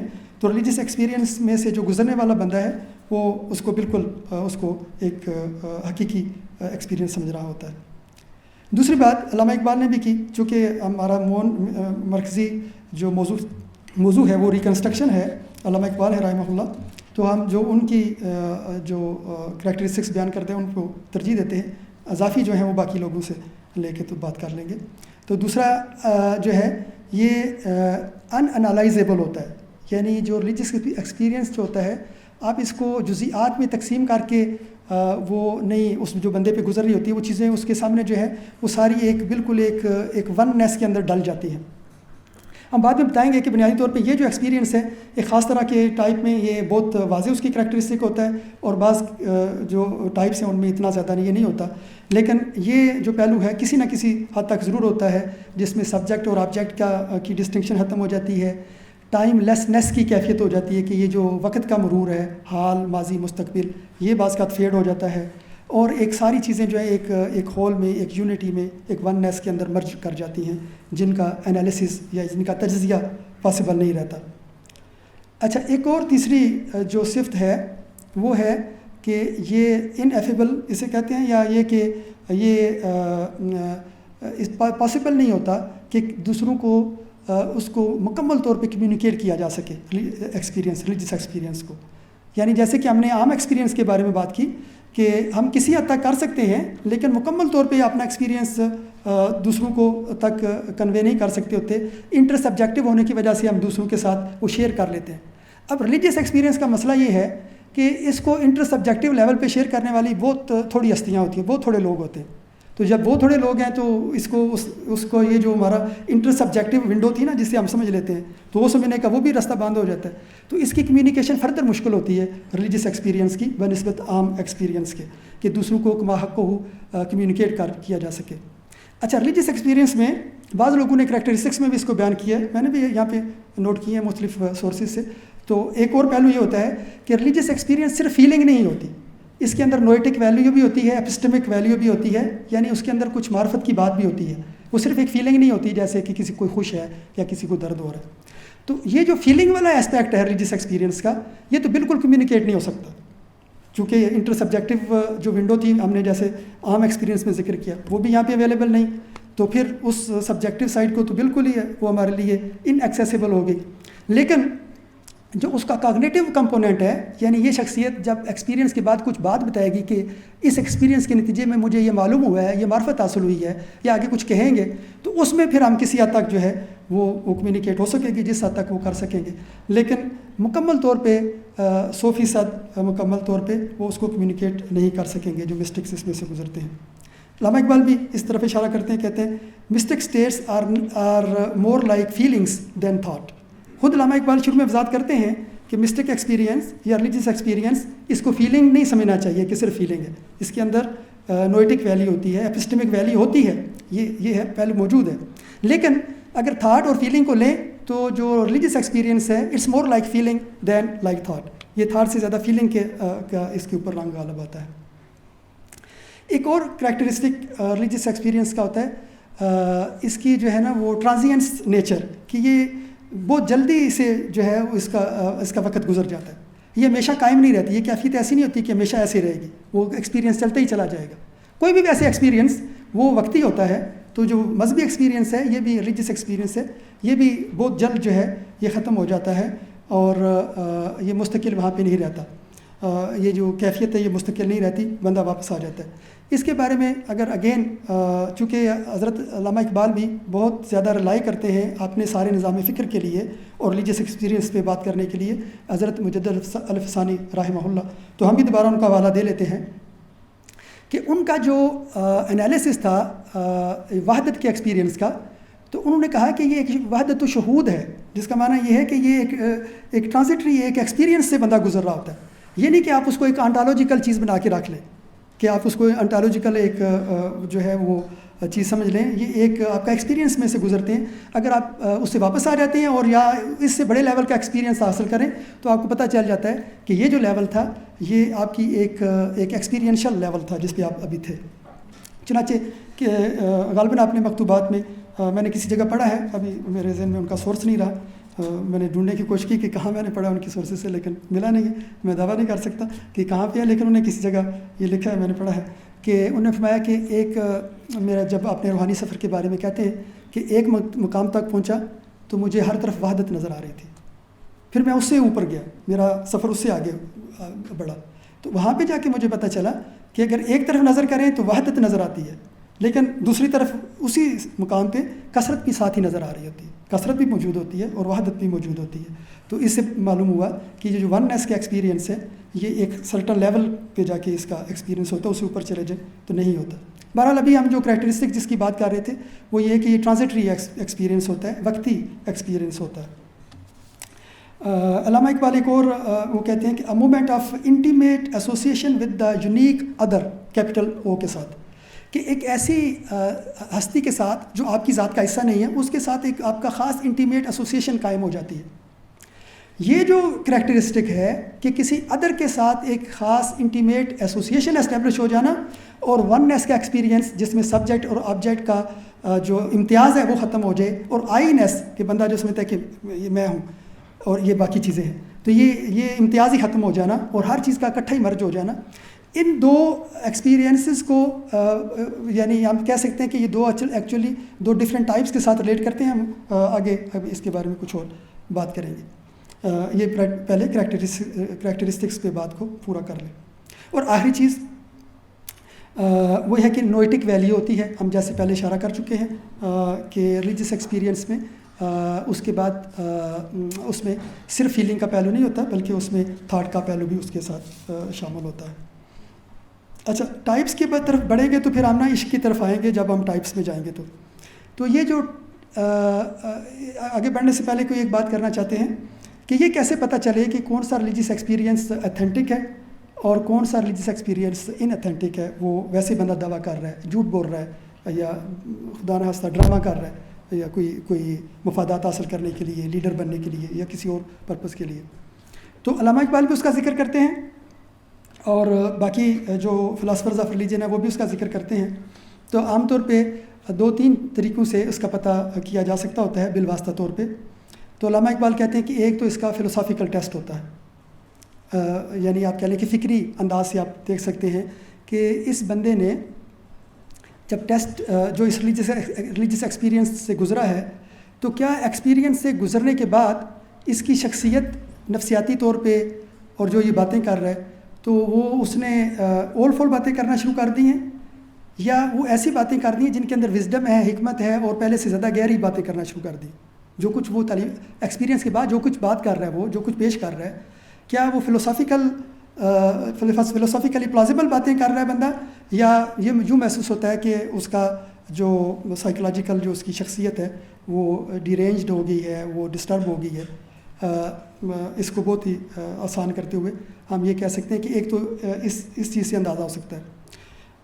دوسرا یہ ہے کہ پریگمیٹک ٹیسٹ، کہ فلسافیکل جو باتیں کر رہے ہیں وہ کتنی وائز باتیں ہیں، اور دوسرا یہ کہ خود جو ہے اپنی اس کی شخصیت کیسی ہے، اور جو اس کے ایکسپیرینس میں جب اس نے لوگوں کے سامنے کمیونیکیٹ کیا ہے تو کیا کمیونٹی کو یہ قائل کر سکا ہے بندہ یا نہیں۔ اگر کسی بندے کی خود جو تعلیمات اس نے باتیں بعد میں بیان کی وہ بھی فلسافیکلی پلازیبل اور وزڈم پہ مبنی باتیں تھیں، اور خود اس کی اپنی شخصیت سائیکولوجیکلی وہ بھی سٹیبل تھی، بلکہ پہلے سے زیادہ جو ہے وہ کام تھی، پہلے سے زیادہ جو ہے وہ میچور تھی، اور اس کی فالوئنگ پیدا ہو گئی ہے، اس نے ایک ایک اس کی فالوئنگ شروع ہو گئی ہے، لوگ اس سے سیٹسفیکشن محسوس کرتے ہیں، اس کی تعلیمات میں ان کو پیس ملتا ہے، ہارمونی ملتی ہے، انر پیس ملتا ہے.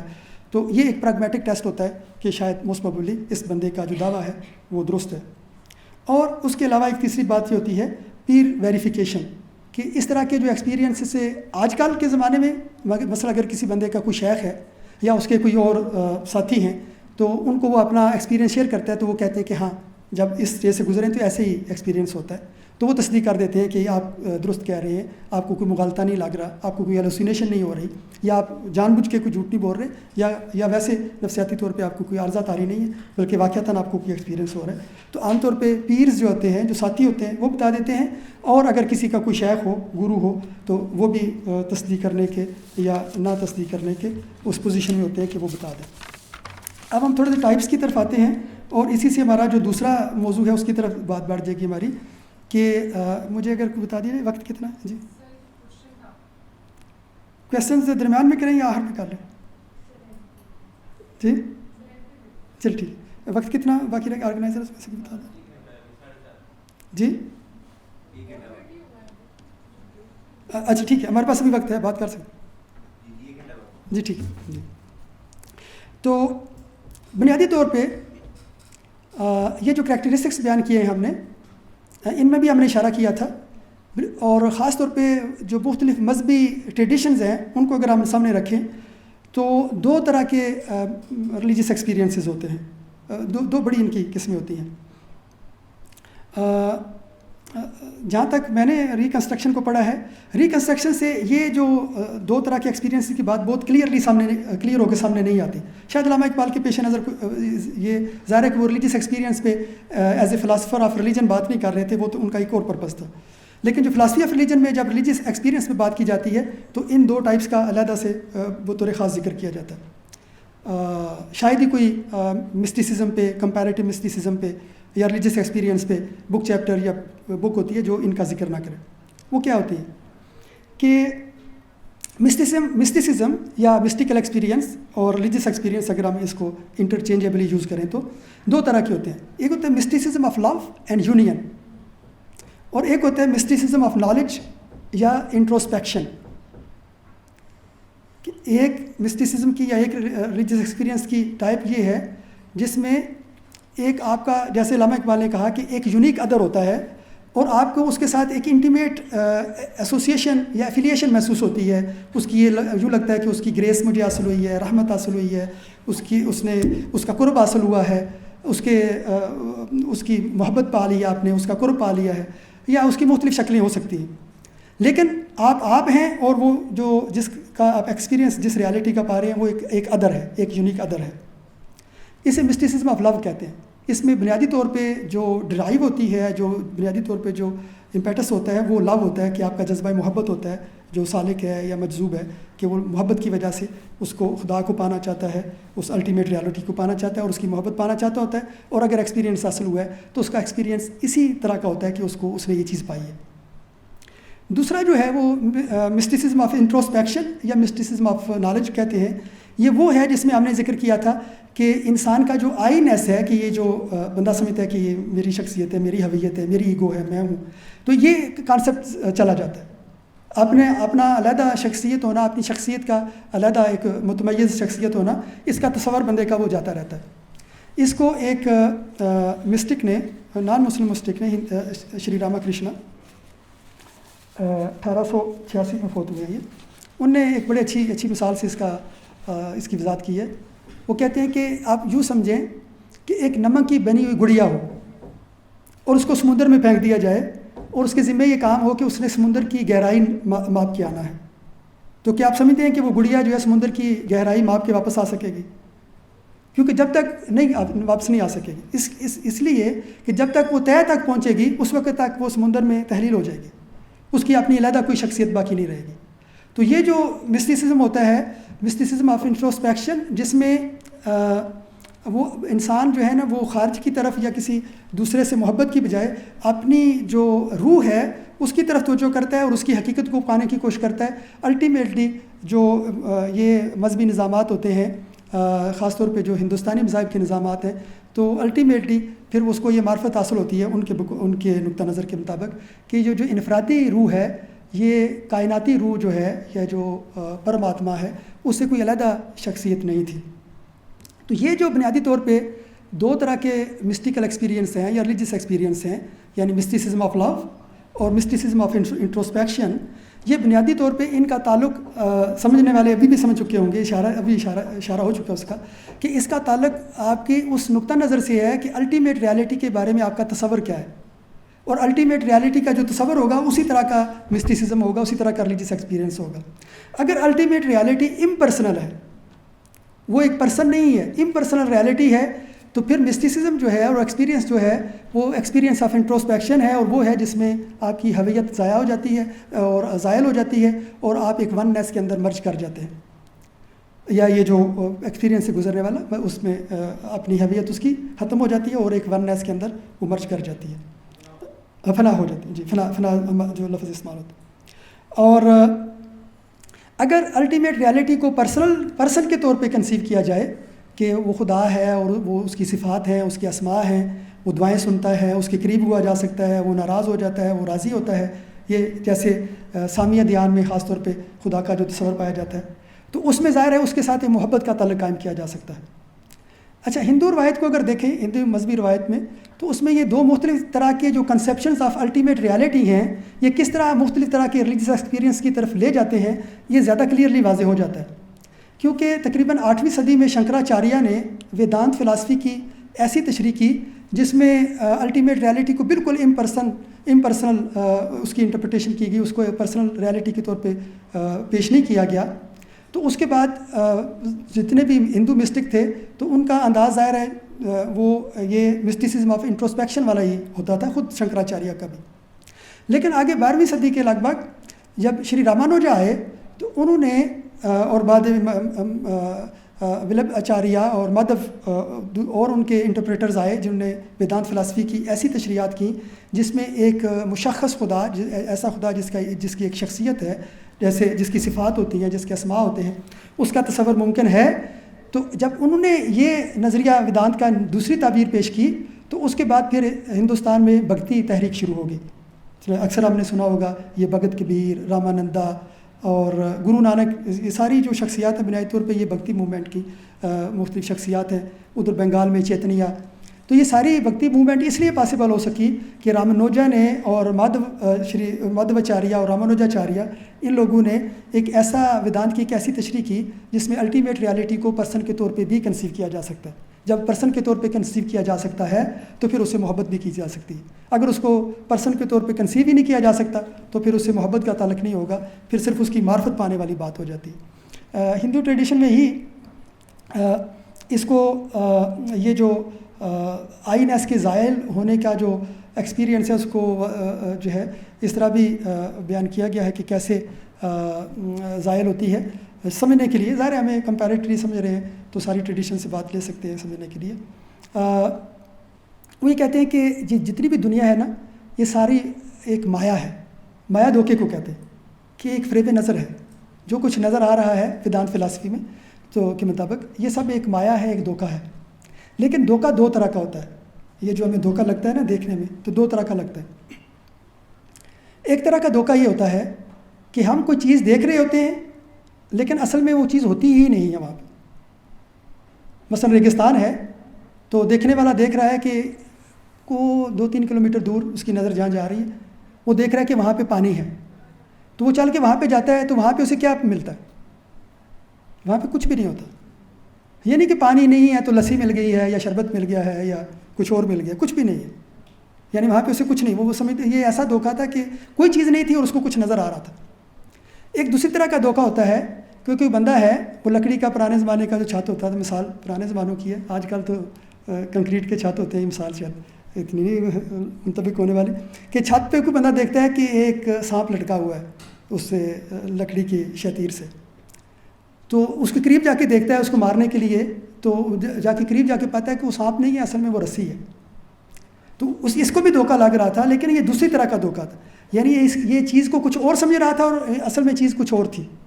تو یہ دو طرح کا دھوکہ جو ہے یہ مسٹیکل ایکسپیرینس جو مسٹیسزم آف انٹروسپیکشن والا ہے اس کو سمجھنے کے لیے بتایا جاتا ہے کیا کہ جب مسٹکس پہ حقیقت آشکار ہوتی ہے، وہ مسٹیکل ایکسپیرینس کو پا لیتا ہے، اس اسٹیج کو پا لیتا ہے، تو اس پہ یہ کھلتا ہے کہ باقی ساری دنیا جو ہم دنیا کا یہ عالم رنگ و بو دیکھ رہے تھے، یہ سارا ایسا دھوکہ تھا جیسے شراب ہوتا ہے کہ کچھ بھی نہیں تھا، یہ تو کچھ بھی نہیں تھا، ویسے ہمیں ایک للہ اسے کہتے ہیں، یعنی ایک پلے تھا، یہ ایک ڈیوائن پلے تھا جو نظر آ رہا تھا، اصل میں کچھ بھی نہیں ہے یہ۔ لیکن یہ جو جیو آتما ہے، جو انڈیویجول سول ہے، یہ انفرادی روح جو ہے، یہ نرا دھوکہ نہیں تھا، یہ دوسری طرح کا دھوکہ تھا، یہ بھی دھوکہ تھا۔ اس معاملے میں دھوکہ یہ تھا کہ بندہ سمجھتا ہے کہ اچھا میں اس کو سمجھ رہا تھا یہ میں ہوں، یہ اصل میں میں نہیں، بلکہ یہ جو مہا آتما ہے، جو پرم آتما یا مہا آتما ہے، جو کاسمک جو سول ہے، یہ اسی کی ہی ایک شکل تھی، یہ وہی تھی، میں اس کو اپنے آپ کو علیحدہ سمجھ رہا تھا۔ تو جب اس کو یہ ایکسپیرینس حاصل ہوتا ہے تو یہ اس کو اپنا علیحدہ سمجھنے والا جو دھوکہ تھا یہ ختم ہو جاتا ہے، اس کو پتہ چل جاتا ہے کہ مہا آتما اور جیو آتما جو انڈیویجول آتما ہے، یہ دو ڈسٹنکٹ چیزیں نہیں ہیں، وہ ایک ہی چیز تھی۔ تو وننیس کا ایکسپیرینس جو ہے وہ اس کو حاصل ہو جاتا ہے۔ علامہ اقبال عام طور پہ جو اس سارے نظام فکر میں جو چیز پیش کر رہے ہیں، یہ بڑی سگنیفیکنٹ بات ہے۔ اگر یہ دو جو ٹائپس ہم نے ذکر کیا ہے نا، اور خاص طور پہ جو ہندو ٹریڈیشن کے حوالے سے تھوڑا سا پس منظر بھی بیان کیا ہے، اور علامہ اقبال کا بار بار حضرت مجدد الفسانی علیہ رحمہ کا حوالہ دینا اپنے خطبات بھی، یہ ظاہر کرتا ہے کہ علامہ اقبال صرف ریلیجس ایکسپیرینس کو نہیں سامنے لا رہے، بلکہ خاص طرح کے ریلیجس ایکسپیرینس پہ فوکس کر کے وہ آگے بڑھ رہے ہیں۔ اور وہ کون سے والا ریلیجس ایکسپیرینس ہے؟ وہ ریلیجس ایکسپیرینس ہے جسے ہم اوپر ذکر کر چکے ہیں، مسٹیسزم آف لو والا۔ ایسا ریلیجس ایکسپیرینس جس میں جو بلیور ہے، جو سالک ہے، اس کی اپنی انفرادیت وہ اللہ تعالیٰ کی یا الٹیمیٹ جو ریالٹی ہے اس کے اندر ضم نہیں ہو جاتی، مکمل طور پہ ضم نہیں ہو جاتی۔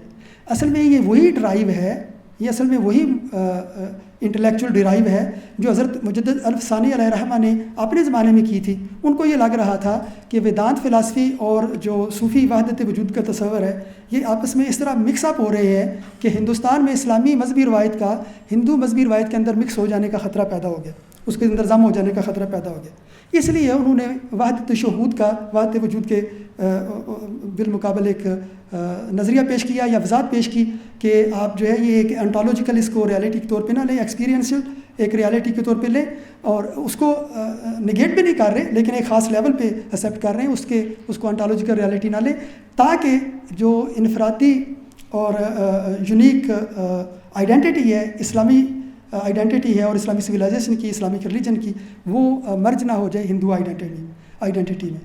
تو علامہ اقبال بھی بنیادی طور پہ یہ جو تصور خودی ہے، ظاہر ہے ہم نے شروع میں بات کی کہ ایک پروفاؤنڈ نظام فکر ہوتا ہے، اس کی کئی تعبیرات ہو سکتی ہیں، تو اقبالیات براہ راست بندہ کا فیل نہیں ہے، لیکن ایک تعبیر اگر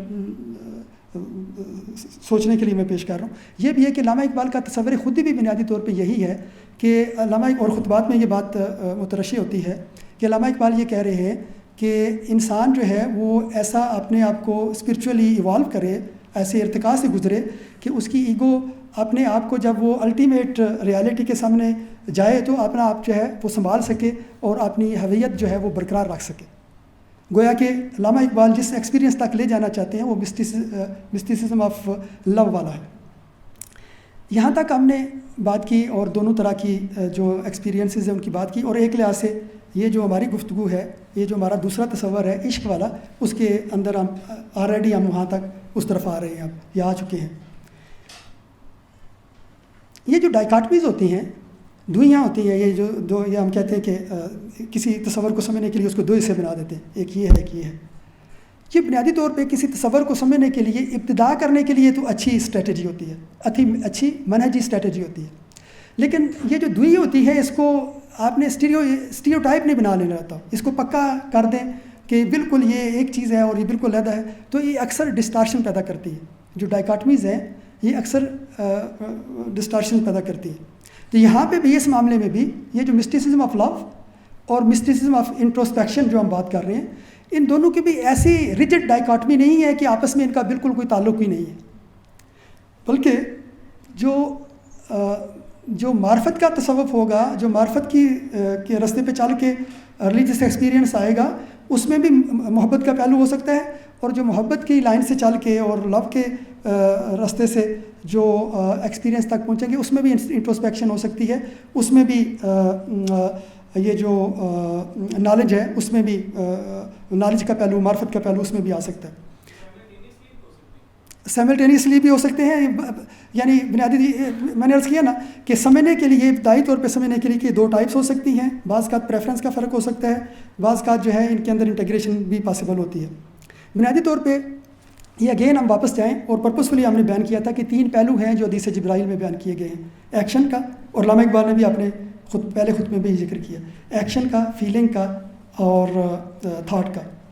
تو بنیادی طور پہ جو مسٹیسزم آف انٹروسپیکشن ہے وہ معرفت کو لے کے چل رہا ہے، اور جو مسٹیسزم آف لو ہے بنیادی طور پہ وہ فیلنگ کو لے کے چل رہا ہے، یہ فیلنگ والی ڈائمینشن کو لے کے چل رہا ہے. اور ایکشن جو ہے وہ ظاہر ہے کہ وہ ڈائریکٹ براہ راست فیلنگ سے وابستہ نہیں ہوگا، ایکشن آپ دونوں کے سمجھے کہ ان سے وابستہ ہوتا ہے.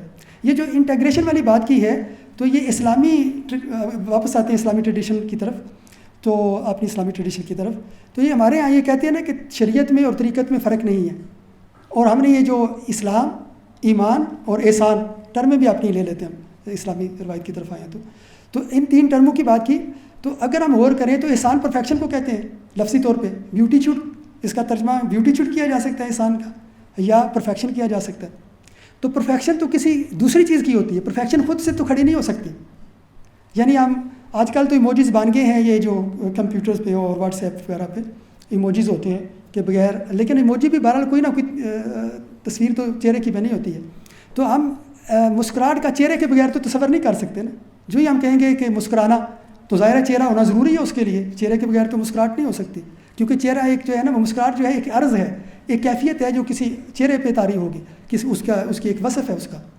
تو احسان جو ہے یہ خود حدیث کے الفاظ پہ آپ غور کریں نا، الاحسان ان تعبد اللہ کانک تراہ، کہ آپ اللہ کی ایسی اس طرح عبادت کریں کہ گویا کہ آپ اللہ کو دیکھ رہے ہیں. تو اس میں گویا کہ اللہ کو دیکھ رہے ہیں، وہ تو آ رہے ہیں، لیکن یہ کہ کس وقت یہ ہوگا جب آپ عبادت کریں گے. تو عبادت جو ہے یہ تو عمل ہے نا، یہ تو اسلام کی بات ہو رہی ہے، ایمان کی بات ہو رہی ہے. یعنی بیسیکلی پرفیکشن ایک لحاظ سے دیکھا جائے تو اسلام اور ایمان کی پرفیکشن ہوگی تو یہ مکمل دین ہوگا. تو اسی لیے ہم کہتے ہیں کہ شریعت اور طریقت جو ہے وہ 2 بالکل ڈفرینٹ اینٹیٹیز نہیں ہوتی، صرف سمجھنے کے لیے ڈفرینٹ اس کے پہلو ہوتے ہیں. تو اس لیے یہ جو ہم نے پرسنل اور امپرسنل کی بات کی، تو ہندو ٹریڈیشن میں یہ بات جو ہے اس کو برہمن الٹیمیٹ ریالٹی کو کہتے ہیں ہندو ٹریڈیشن میں.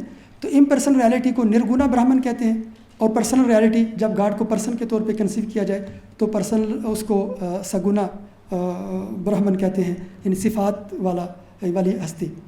تو بنیادی طور پہ اسلام کے اندر بھی اس سے ملتی جلتی چیزیں، ملتے جلتے تصورات پائے جاتے ہیں، اور اسلامی ٹریڈیشن میں بہت زیادہ واضح ہے، صوفیہ زیادہ واضح تھے کہ یہ جو دونوں مختلف خدا کے بارے میں تصورات ہیں یہ دونوں ایک دوسرے کے میوچلی ایکسکلوسیو نہیں ہیں.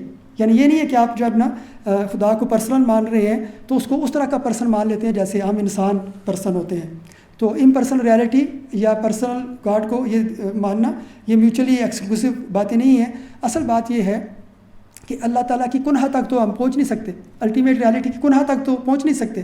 یہ ہماری اصل میں ہماری اس ریالٹی کو اپروچ کرنے کے مختلف انداز ہیں. جب ہم الٹیمیٹ ریالٹی کو اس طرح دیکھتے ہیں کہ اس کا اپنی مخلوقات سے تعلق کیسا ہے، تو پھر ہم اس کو اسماء اور صفات کے ذریعے دیکھتے ہیں، اسماء اور صفات کے تھرو دیکھ رہے ہوتے ہیں اس کو، کہ مثلا اللہ پاک رحیم ہے. تو اگر غور کیا جائے اللہ پاک غفور ہے، اللہ پاک خالق ہے، اللہ تعالیٰ رازق ہے. تو اگر غور کیا جائے کہ اگر مخلوقات نہ ہوں، فرض کریں کہ کان اللہ ہو وما کان معہ شیء، کہ اللہ تعالیٰ تھے اور ان کے ساتھ اور کوئی ہستی ایک وقت تھا، تو کہنے والے کہتے ہیں کہ اب بھی ایسا ہی ہے. تو یعنی بہرحال اس بات کو چھوڑتے ہیں. تو کان اللہ وما کان معہ شیء، تو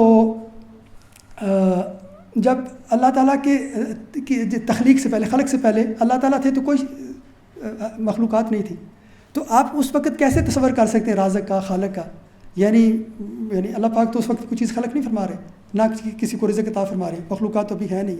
تو گویا کہ آپ مخلوقات کے پرزم سے اللہ تعالیٰ کا تصور قائم کرنے کی کوشش کرتے ہیں جب، تو وہ پھر اسماء و صفات کے ذریعے تصور قائم کرنے کی اس وقت کوشش کر رہے ہوتے ہیں. تو لیکن اس کا معنی یہ نہیں ہے کہ آپ اسماء و صفات کو جب مان رہے ہیں تو جو احدیت ہے یہ اللہ تعالیٰ کی ذات جو مخلوقات سے تعلق کے بغیر اس کی جو اپنی جو حقیقت ہے آپ اس کا انکار کر رہے ہیں. اسلامی روایت میں ایسے نہیں ہے. چنانچہ اسلامی روایت میں بھی جیسے ہندو روایت میں ہے نرگنا برہمن اور سگنا برہمن، تو ہمارے ہاں بھی دو تصورات ہیں. ایک ہے احدیت جس میں خدا کو اسماء اور صفات کے بغیر اس کی ذات کی معرفت کی بات ہوتی ہے اور اس کے قرب کی بات ہوتی ہے، اور ایک ہے وحدت جس میں اسماء اور صفات کے ساتھ اس کی معرفت یا اس کے قرب کی بات ہوتی ہے. اگین حضرت مجدد الثانی رحمہ اللہ ایک جگہ فرماتے ہیں، ایک مکاشفہ لکھتے ہیں پرانے اپنے سے پہلے کے کسی صوفی کا، حسین قصاب ان کا نام تھا. تو وہ کسی مکاشفے میں بتاتے ہیں کہ وہ روحانی سفر کرتے کرتے وہ ایک پہاڑی پہ چڑھے، گویا کہ ایک پہاڑی پہ چڑھے، اس کی قمہ تک، اس کی چوٹی تک پہنچ گئے. پھر انہیں جب وہاں پہنچے تو انہیں لگا کہ اس کے اوپر تو ایک اور چوٹی ہے. پھر وہ اگلی چوٹی پہ پہنچے، پھر وہاں پہ پہنچے تو انہیں لگا اس کے اوپر ایک اور چوٹی ہے. حتیٰ کہ کتنی ہی چوٹیاں انہوں نے عبور کی، اور جب اوپر پہنچے تو وہاں پہ ایک میدان تھا اور اس میدان میں ایک خیمہ تھا. تو انہوں نے اس خیمے کا طواف شروع کر دیا. تو یہ تو مکاشفہ بیان کرتے ہیں. اب اس پہ خود تبصرہ کرتے ہیں حضرت مجدد الثانی رحمہ اللہ. تو کہتے ہیں کہ اگر حسین قصاب 1000 سال تک بھی اس خیمے کا طواف کرتے رہتے تو ان کو اس کے اندر ان کا محبوب نہیں ملنا تھا، کیونکہ وہ اس کے اندر تھا ہی نہیں. اصل میں حضرت مجدد الثانی یہاں پہ یہ فرما رہے ہیں کہ یہ خیمہ اصل میں اسماء و صفات کا خیمہ تھا. تو اسماء و صفات جب ہم اللہ پاک کو اسماء و صفات کے ساتھ ذکر کر رہے ہوتے ہیں تو اسماء و صفات جتنے ہمیں معلوم ہیں یہ اللہ تعالیٰ کی ذات کی کنہا کو محصور نہیں کر سکتے. یہ اسماء و صفات یہ یعنی اسی لیے نبی پاک صلی اللہ علیہ وسلم نے آپ کی دعاؤں میں سے یہ بھی آتے ہیں کہ یا میں آپ کو ان ناموں سے پکارتا ہوں جو آپ نے کسی مخلوق کے سامنے ان کا اظہار کیا یا نہیں کیا. سبحانک لا احصی ثناء علیک الا کما اثنیت انت علی نفسک، کہ جیسے آپ اپنی صفت بیان کر سکتے ہیں میں ایسے بیان نہیں کر سکتا. نبی کریم صلی اللہ علیہ وسلم فرما رہے ہیں، آپ جیسی ہستی یہ فرما رہے ہیں. تو جتنے بھی اسماء اور صفات ہم تک ریویل کیے گئے ہم تک پہنچے ہیں تو یہ گویا کہ وہ خیمہ ہے کہ ان کا اگر ہم طواف کرتے رہیں تو اللہ پاک کی ذات کی کنہا جو ہے وہ تو اس کے اندر محصور نہیں ہوگی. تو اس لیے یہ اللہ پاک کی ذات کو جب اس انداز سے دیکھا جائے کہ مخلوقات سے تعلق کے بغیر دیکھیں یا معرفت پانے کی کوشش کریں تو یہ احدیت اسلام کے اندر بھی تصور پایا جاتا ہے، اور اسماء و صفات کے ساتھ جب اس کی معرفت یا اس کا قرب پانے کی کوشش کریں گے تو وحدت کا تصور ہے. تو اس لیے یہ جو ہم نے ایک دو طرح کے ریلیجیس ایکسپیرینس کی بات کی، مسٹیسزم آف یونین اور لو اینڈ مسٹیسزم آف نالج اور انٹروسپیکشن، تو یہ سمجھنے کے لیے درست ہیں کہ ابتدائی طور پہ کہ یہ ڈفرینٹ اینگل ہو سکتے ہیں، لیکن یہ میوچولی ایکسکلوسیو نہیں ہے. ان کی انٹیگریشن پاسبل ہوتی ہے اور ہمارے صوفیہ اکثر ان کو انٹیگریٹیو انداز میں دونوں کو اکٹھا لے کے چل رہے ہوتے ہیں.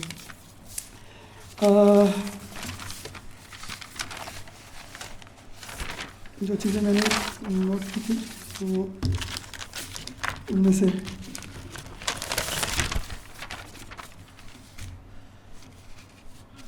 اچھا، اب جو ہم نے ہمارا چونکہ دوسرا موضوع عشق تھا تو تھوڑا زیادہ جو پرسنل ایکسپیرینس ہوتا ہے اس کی طرف تھوڑا مزید بات کریں گے. یہ سائڈ جو ایکسپیرینس والی ہے اس کے بارے میں ایک جرمن فلاسفر گزرے ہیں روڈولف اوتو. بہت زمانہ نہیں گزرا، آج تقریباً شاید لگ بھگ 1 سینچری ہونے والی ہے. ماربرگ یونیورسٹی میں یہ بیسڈ تھے روڈولف اوتو. انہوں نے ایک کتاب لکھی تھی دا ہائی لیگ، جس کا جرمن میں جس کا ترجمہ کیا گیا دا آئیڈیا آف ہولی. اس میں انہوں نے یہ جو نومینس ایکسپیرینس ہوتا ہے یا جو کہہ لیں کہ پرسنل ریالٹی کا گجرات جو ایک خدا کو ادر کے طور پہ پرسنل ریالٹی کے طور پہ اس کا جو ایکسپیرینس ہوتا ہے اس کا بہت ہی پروفاؤنڈ قسم کا انالیسس کیا، جس کو آج تک جو ہے یہ بہت پلازیبل اور بہت ہی ہیلپ فل مانا جاتا ہے.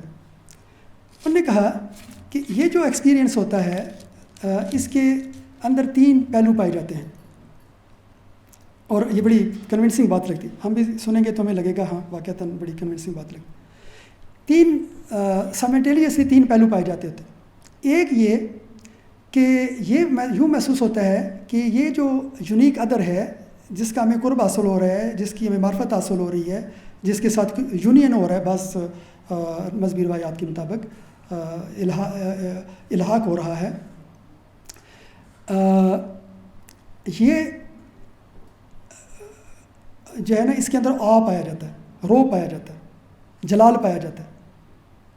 تو یہ جو جلال ہوتا ہے یہ ایک طرح کا جسے خوف بھی ہم اس کا ترجمہ کرتے ہیں. جان بوجھ کے میں لفظ خوف سے بچنے کی کوشش کر رہا تھا. خوف اصل میں اس میں نیگیٹو پہلو بھی پایا جاتا ہوتا ہے. خوف وہ ہوتا ہے جیسے ہمیں سانپ سے محسوس ہوتا ہے یا جنگل میں بھیڑیے سے محسوس ہوگا. یہ والا خوف نہیں ہے. یہ یعنی جلال محسوس ہوتا ہے، ہیبت طاری ہونا جو ہے نا، مبہوت ہو جانا. تو ایک تو یہ پہلو ہوتا ہے اس کے اندر، اس ایکسپیرینس کے اندر. تو اب جس چیز سے ہیبت طاری ہو جائے، جلال طاری ہو جائے، تو ہم چاہیں گے کہ اس سے دور چلے جائیں کیونکہ اس سے خطرہ محسوس ہو رہا ہے نا. لیکن اس کا ایک بالکل متضاد ایک کیفیت بھی ساتھ ہی پائی جا رہی ہوتی ہے جو آپ کو دور بھی نہیں جانے دیتی. اور وہ کیا ہوتی ہے؟ وہ ہوتی ہے فیسینیشن. یعنی اس کے اندر جمال بھی ہوتا ہے اور اس کے اندر کھنچاؤ بھی ہوتا ہے. وہ جو ہستی ہے اس سے آپ کو ہیبت بھی محسوس ہو رہی ہے، آپ خوف کھا رہے ہیں، یعنی مثبت انداز کا خوف، سانپ والا نہیں. دوسری بات یہ ہے جی روب، جی خشیت، جی قرآن شریف میں بھی لفظ میں خشیت، جی دبدبہ، روب.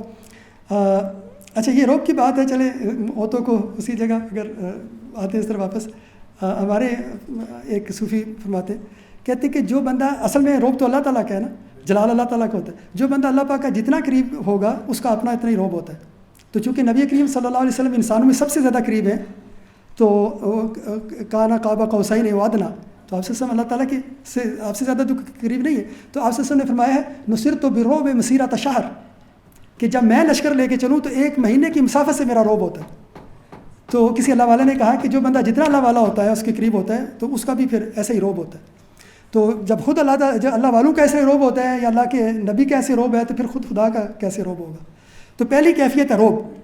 دوسری یہ ہے کہ روب تو ہے لیکن یہ ہے کہ وہ فیسینیشن بھی ہے، وہ کھنچاؤ بھی ہے، وہ آپ کو دور جانے بھی نہیں دے رہی وہ ہستی. تو آپ جو ہے نا وہ ایک عجیب اس میں جو ہے نا وہ نہ جا رہے ہیں اور نہ جو ہے نا وہ اس میں بالکل اس پہ ٹوٹ گر رہے ہیں. یہ جو ٹوٹ کے گرنا ہے اور جو چلے جانا ہے، اس کی ایک پنجابی ہمیں ہم 2 لفظ استعمال کرتے ہیں، غور کم کرتے ہیں ان کا معنی کیا ہے. محبوب کے لیے 2 لفظ استعمال کرتے ہیں ہم. ایک ہم لفظ استعمال کرتے ہیں مائیا، اور ایک لفظ استعمال کرتے ہیں ڈولا. ان دونوں میں کبھی آپ نے نوٹ کیا کہ کیا فرق ہے؟ کبھی غور کیا؟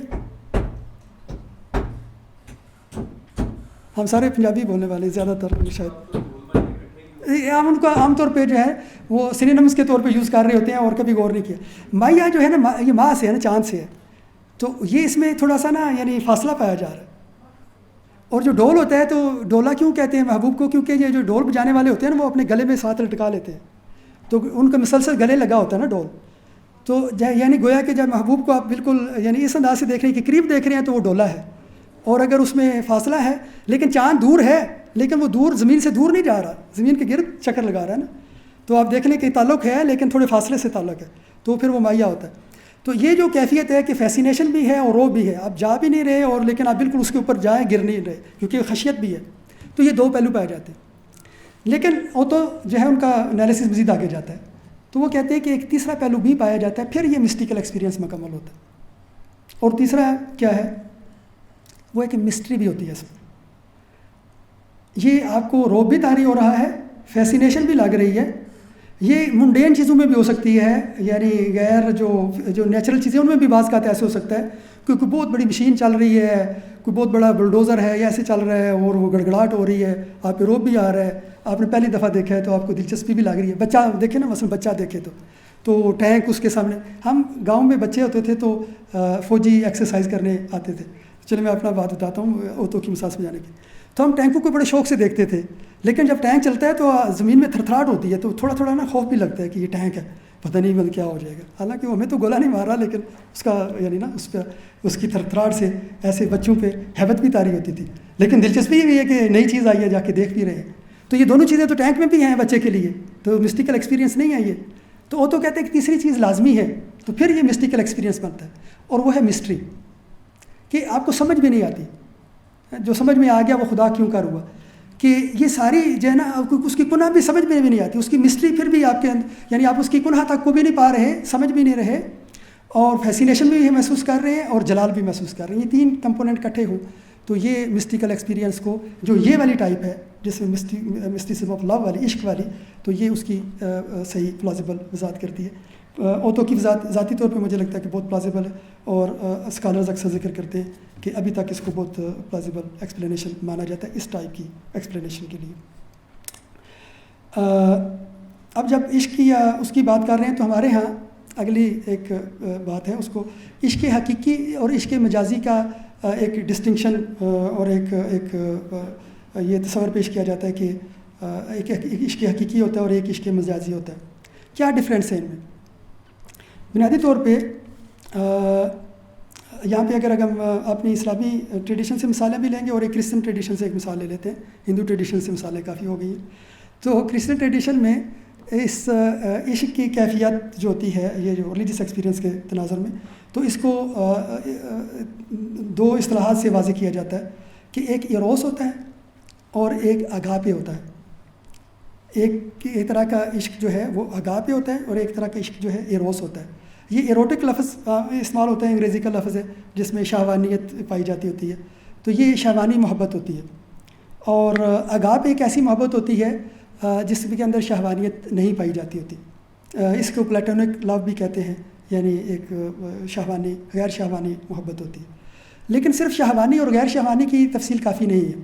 اصل میں ایروس جو ہوتا ہے اس کا معنی یہ ہوتا ہے کہ آپ کسی مقصد کے لیے، چاہے وہ ڈائریکٹ مشاوت ہے یا کوئی اور کسی مالی مفاد کے لیے یا کسی اور پرپز کے لیے یا اس کے اچھے سلوک کی وجہ سے یا کسی عوض کے بدلے اس سے محبت کرتے ہیں، تو یہ ایروس ہوتا ہے۔ اگر اس کو مسٹیکل ٹریڈیشن کے اس انداز سے سمجھنے کے لیے لیں نا، تو ایروس کا ایک زیادہ وسیع مفہوم ہے، صرف شہوت نہیں، کوئی بھی اگر آپ کو عوض یا مقصد ہے تو وہ پھر ایروس ہے۔ اور اگر بالکل خالص محبوب کے لیے محبت ہے تو وہ پھر اگاپے ہے، اس کے اندر کوئی غرض نہیں ہے، کوئی عوض نہیں ہے، کوئی غرض نہیں ہے۔ اس کو یہ جو ایروس اور اگاپے کرسچن ٹریڈیشن میں بڑا ایک استعمال کیا جاتا ہے کئی دفعہ۔ اس کو اگین عطا اللہ اسکندری رحمہ اللہ کی عبارت سے اس کو وضاحت کر سکتے ہیں، ہمارے صوفیہ بھی اس چیز کو جانتے تھے، تو وہ فرماتے ہیں لیس المحب الذی یرجو من محبوبہ عوضا، کہ سچا محبوب وہ نہیں ہوتا جو اپنے محبوب سے کچھ عوض چاہتا ہے، اس کی اپنی محبت کے عوض کچھ چیز چاہ رہا ہوتا ہے، اور یطلب منہ غرضا، یا اس سے کچھ غرض طلب کرتا ہے، کچھ اپنا بدلہ مانگتا ہے، میں نے تمہارے ساتھ یہ اچھا کیا تو تم بھی مجھے دو، یا اور اس کو کوئی غرض ہوتی ہے۔ فإن المحب من یبذل لک، تو محب تمہارا اصل محبت کرنے والا وہ ہوتا ہے جو تمہارے لیے کچھ کرتا ہے، خرچ کرتا ہے، تمہیں کچھ دیتا ہے، تمہارے لیے تمہیں کچھ دیتا ہے۔ لیس المحب من تبذل لہ، تو تمہارا محبت کرنے والا، تم سے محبت کرنے والا وہ نہیں ہے جسے تم کچھ دے رہے ہو۔ اب اس ایروس اور اگاپے کی ڈسٹنکشن کو لیں اور حضرت عطا اللہ اسکندری کی اس وضاحت کو لیں اور واپس آ جائیں ہم اپنی اس طرف کہ حقیقی عشق حقیقی اور عشق مجازی کیا ہوتا ہے۔ عام طور پہ سادہ انداز میں ہم یہ سمجھ لیتے ہیں کہ اللہ تعالیٰ سے محبت حقیقی عشق ہوتا ہے اور غیر اللہ سے جو ہے نا وہ مجازی ہوتا ہے۔ یہ بات تو اپنی جگہ پہ درست ہے، لیکن سمجھنے والی بات ہے کہ یہ کیوں ایسے ہم کیوں کہہ رہے ہیں، اس کی کیا ہمارے پاس بنیاد ہے کہ اللہ تعالیٰ کا عشق حقیقی ہوتا ہے اور غیر اللہ کا عشق جو ہے وہ مجازی ہوتا ہے، وہ حقیقی نہیں ہوتا۔ اس کے کئی پہلو ہیں۔ ایک تو یہ ہے کہ فانی سے محبت فانی ہوگی، ظاہر ہے، یہ تو بڑی سیدھی سی منطقی بات ہے کہ آپ کسی فانی چیز سے محبت کریں تو وہ تو فنا ہو جائے گی، جب وہ چیز فنا ہوگی تو محبت بھی فنا ہوگی، تو لا فانی سے محبت لازوال ہوگی۔ تو ایک تو یہ معنی ہے کہ جب اللہ تعالیٰ جو ہے لا فانی ایک ہستی ہے تو اللہ تعالیٰ کی محبت جو ہے وہ باقی رہنے والی ہے۔ چنانچہ اگین ایک اللہ والے کہتے ہیں کہ جو کوئی بھی اللہ سے محبت کرے گا وہ ایک نہ ایک دن ضرور اللہ تعالیٰ سے ملا دیا جائے گا، اور جو کوئی بھی غیر اللہ سے محبت کرے گا تو ایک نہ ایک دن ضرور اس سے جدا کر دیا جائے گا۔ یہ دونوں باتیں لازمی ہیں، یعنی اللہ سے محبت کریں تو وصل لازمی ہے اور غیر اللہ سے محبت کریں تو فصل لازمی ہے۔ یہ لازمی ایسے ہوگا کیونکہ غیر اللہ جو ہے اس نے خود فنا ہو جانا ہے، تو وہ لازمی ہے کہ محبت نے زائل ہو جانا ہے۔ ایک تو یہ پہلو ہے، اور دوسرا یہ جو پہلو جو ابھی ہم نے ذکر کیا کہ محبت میں کوئی عوض نہیں ہونا چاہیے۔ تو ہم مسلمان ہیں، بندے ہیں، ہم بھی جب اللہ تعالیٰ سے محبت کرتے ہیں، اس کی عبادت کرتے ہیں، تو ایک عوض تو ہوتا ہے نا کہ جنت ملے گی۔ تو اس کے بارے میں آپ نے بہت مشہور ایک حکایت سنی ہوگی کہ ایک دفعہ حضرت رابعہ بصریہ جا رہی تھیں اور ایک ہاتھ میں انہیں پانی پکڑا ہوا، پانی کا برتن پکڑا ہوا تھا، اور ایک ہاتھ میں جو ہے وہ آگ کی مشعل یا آگ پکڑی ہوئی تھی، آگ لے کے جا رہی تھی. تو کسی نے پوچھا کہ کہاں جا رہی ہیں؟ تو انہوں نے کہا کہ میں آگ سے جنت کو آگ لگانے جا رہی ہوں اور پانی سے دوزخ کو بجھانے جا رہی ہوں. اس لیے کہ لوگ جو ہے اللہ تعالیٰ کی محبت کی وجہ سے نہیں بلکہ جنت کی لالچ میں اور دوزخ کے خوف میں اس کی عبادت کرتے ہیں. تو گویا کہ وہ اشارہ کر رہی تھی کہ عوض اور یہ جو غرض ہے اس کے لیے محبت جو ہے یہ حقیقی نہیں ہوتی.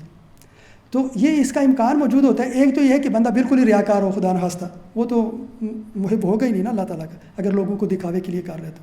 لیکن اگر کسی حد تک مخلص ہو لیکن وہ جنت کے لیے کر رہا ہے، حوروں کے لیے کر رہا ہے، قصور اور محلوں کے لیے محبت کر رہا ہے یا اللہ تعالیٰ کی باتیں کر رہا ہے، تو صوفیہ کے نزدیک تو وہ اس کا روحانی طور پہ مقام جو ہے ٹھیک ہے، وہ جنت کے لیے کر رہے ہیں، ہم اس کا انکار نہیں کر رہے. وہ شریعت میں اس کی تعلیمات موجود ہیں، اللہ تعالیٰ اس کو جنت عطا فرمائے. لیکن یہ اپنے آپ کو سچا محب نہیں کہہ سکتا. تو سچا محب تو وہ ہے جو اللہ تعالیٰ کو اللہ تعالیٰ کے لیے اس سے محبت کر رہا ہوگا، کسی اور عوض کے لیے محبت نہیں کر رہا ہوگا، کسی غرض کے لیے محبت نہیں کر رہا ہوگا. تو اب انسان کیسے یہ دعویٰ کر سکتا ہے کہ اس کا عشق حقیقی ہے اور اس میں کوئی غرض نہیں رہی، حتیٰ کہ جنت کی لالچ ہو اور دوزخ کا خوف بھی ختم ہو گیا؟ تو شاید بہت مشکل ہے یہ دعویٰ کرنا یا یہ سمجھنا. انسان یعنی ہوتے ہوں گے ایسے اللہ والے، لیکن یہ دعویٰ کرنا بڑا مشکل ہے. لیکن محبت کے دو پہلو ہوتے ہیں. محبت میں دو ہستیاں انوالو ہیں نا، ایک بندہ ہے اور ایک اللہ تعالیٰ کی ہستی ہے. تو بندے کی اللہ تعالیٰ سے محبت اگر ہم غور کریں تو قرآن میں ہمیشہ اللہ تعالیٰ کی بندے سے محبت کا پہلے ذکر آتا ہے اور بندے کی اللہ سے محبت کا بعد میں ذکر آتا ہے. یحبہم و یحبونہ، راضی اللہ عنہم و رضوا عنہ.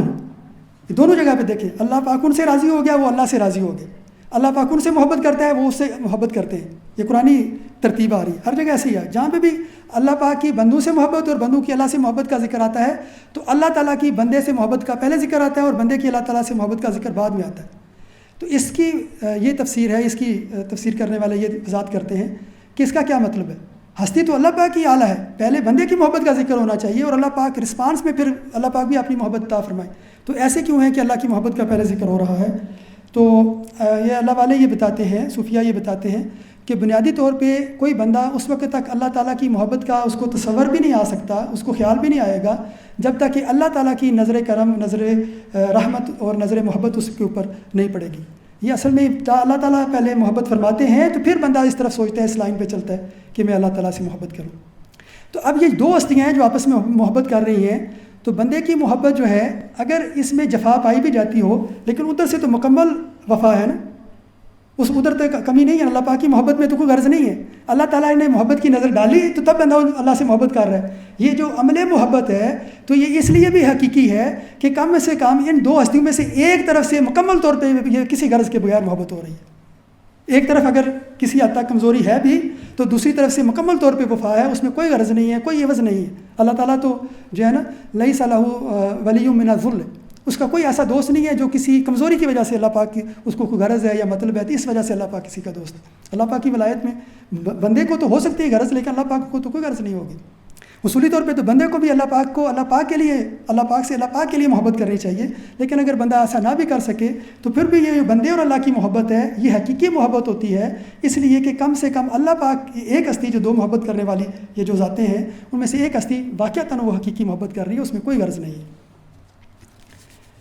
یہ ایک حدیث ہے، بڑی مشہور حدیث ہے، آپ نے سنا ہوگا کہ جنت میں آخرت میں 7 قسم کے بندوں کو اللہ تعالیٰ کا سایہ نصیب ہوگا. بعض روایات میں اللہ تعالیٰ کا سایہ نصیب ہوگا اور بعض میں اللہ تعالیٰ کے عرش کا سایہ نصیب ہوگا. اور یوم لا ظل الا ظل اللہ، جس دن نا اللہ پاک کے سائے کے سوا کوئی سایہ نہیں ہوگا. ایک روایت میں یہ بھی آتا ہے. اب یہ اس کی کنہا کیا ہے، اس کی حقیقت کیا ہے، یہ تو جب کھلے گی تو کھلے گی.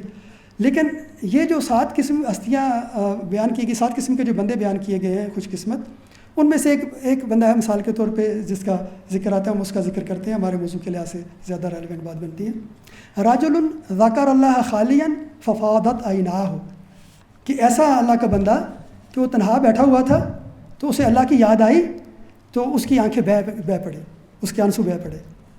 عام طور پہ ہم ترجمہ کرتے ہوئے، چونکہ ہمارے اوپر جو ہے نا وہ یہ ڈائمینشن جو احسان والی ہے یہ کافی اوجھل سی ہے آج کل ہمارے معاشروں میں، مذہبی طبقوں میں بھی، تو ہم ترجمہ کرتے وقت اس میں ساتھ اضافہ کر دیتے ہیں کہ ایک وہ بندہ جو اللہ پاک کے خوف سے رو پڑا، اس کی آنکھیں بہہ پڑی. تو یہ اگر آپ غور کریں تو جو عبارت ہے نبی کریم صلی اللہ علیہ وسلم کا فرمان ہے، اس میں خوف کا ذکر نہیں ہے، اس میں مطلق یہ بات ہے رجل ذکر اللہ خالیا ففاضت عیناہ، کہ بندہ اکیلے بیٹھا ہوا تھا، اللہ کی یاد آئی، اس کی آنکھیں بہہ پڑی.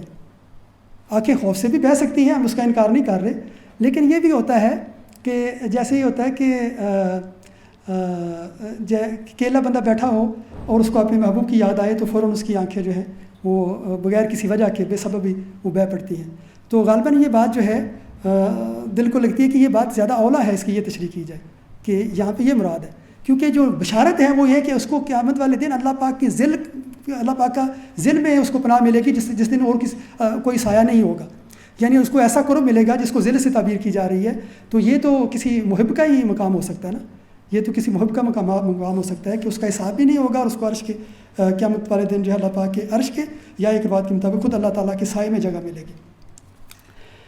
تو یہ محبت کی بات ہو رہی ہے، تو محبت میں پختگی کی ایک علامت کہی جا سکتی ہے، کسی نے ذکر کیا ہے کہ ایک علامت یہ بھی ہے کہ خود جذبہ محبت سے محبت ہو جانا، یعنی جب کسی بندے کو واقعتاً کسی اللہ تعالیٰ سے یا کسی ہستی سے محبت ہوتی ہے ایسے، تو خود جذبہ محبت سے محبت ہو جاتی ہے. اور چونکہ جذبہ محبت سے محبت ہو جاتی ہے اس لیے کوئی بھی اگر اس کو کہانی سنے، کوئی بھی اس کے سامنے مثال آئے کہ فلاں دو بندے آپس میں محبت کرتے ہیں، تو یہ عمل محبت اس ویسے ہی اچھا لگتا ہے، یعنی وہ چاہے وہ یہ جسے مجازی کہہ لیں وہ بھی ہو، تو کسی حد تک وہ بھی کہتے ہیں ہاں ٹھیک ہے چلیں محبت کا جذبہ ہے. تو کہتے ہیں کہ ٹو لو کہ لو کو محبت کرنا، یہ اصل میں نشانی ہوتی ہے کہ محبت کی اس میں پختگی ہے. تو اس کے ساتھ ہی ہم اپنی گفتگو کو جو ہے وہ اس کی طرف لے کے چلتے ہیں کنکلوژن کی طرف، کہ یہ جو ریلیجس ایکسپیرینس اور عشق کا تعلق یہ ہے کہ اگر خاص طور پہ یہ جو پہلو ہے کہ مسٹیسزم آف لو میں جو ریلیجس ایکسپیرینس ہوتا ہے اس کا تعلق عشق سے ہوتا ہے، اور یہ تب ممکن ہوتا ہے جب اللہ تعالیٰ کی ہستی کو بنیادی طور پہ پرسنل ریالٹی کے طور پہ اس کی معرفت اور اس کے قرب اور اس کا قرب پانے کی کوشش کی جائے.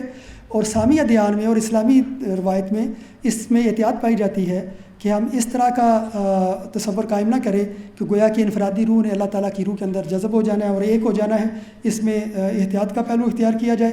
اگرچہ معرفت اور محبت کا آپس میں تعلق ہوتا ہے، تو یہ چیز علامہ اقبال کے لگتا ہے کہ جو خطبات کے بین السطور میں عیاں ہے اور ان کا جو ترجیح دینا ہے اور کئی دفعہ ذکر کرنا ہے حضرت مجدد ثانی، اس سے بھی یہ بات عیاں ہوتی ہے. ختم کرنے سے پہلے ایک ریلیجس ایکسپیرینس سے ریلیٹڈ ایک بات باقی رہ جاتی ہے، وہ کرتے ہیں کہ علامہ اقبال نے اپنے دوسرے خطبے کے شروع میں 3 کلاسیکل ایگزامپلس جو scholastic arguments for existence of God کے طور پہ ان کا ذکر کیا ہے، اور اسلامی علم الکلام میں بھی کرسچن تھیالوجی میں بھی ان کا ذکر آتا ہے. کاسمالوجیکل آرگومنٹ، آنٹولوجیکل آرگومنٹ اور ٹیلیالوجیکل آرگومنٹ، یعنی کائنات سے دلیل کونی کہ کائنات موجود ہیں تو ان کو کسی نے پیدا کیا ہے، تو اس کا معنی ہے کہ پیدا کرنے والی کوئی ہستی ہے وہ خدا ہے.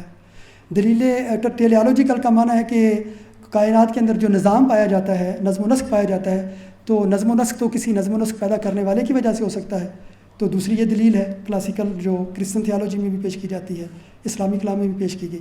اور تیسری دلیل ہے وہ کرسچن تھیالوجی میں اصل میں پیش کی گئی تھی، اسلامی علم الکلام میں عام طور پہ اس دلیل کو آگے پیش نہیں کیا گیا تھا، وہ آنٹولوجیکل دلیل ہے، اس کو فی الحال اختصار کے لیے چھوڑ دیتے ہیں. علامہ اقبال نے ان 3 دلائل کا ذکر کر کے تینوں کو مسترد کر دیا دوسرے اس خطبے کے شروع میں.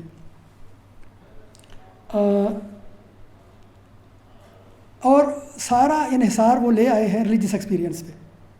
اور پریفیس آپ لوگ پڑھ چکے ہیں، پہلے 2 جو لیکچر ہیں مجھے پتہ چلا وہ پریفیس پہ ہوئے. پریفیس پہ آخر پہ کہتے ہیں علامہ اقبال کہ یہ جو باتیں ہم کر رہے ہیں تو آگے ظاہر ہے نئی سائنسی ڈسکوری ہوں گی، تو اس کا معنی یہ نہیں کہ جو باتیں ابھی کرنے لگے ہیں تو یہ کوئی حتمی ہے، ظاہر ہے وہ تو ایک منہج اور ایک دروازہ کھول رہے ہیں، اور اسی دروازے کھلے ہوئے دروازے سے ہم بھی آگے تھوڑا سا جھانکنے کی کوشش کر رہے ہیں ظاہر ہے.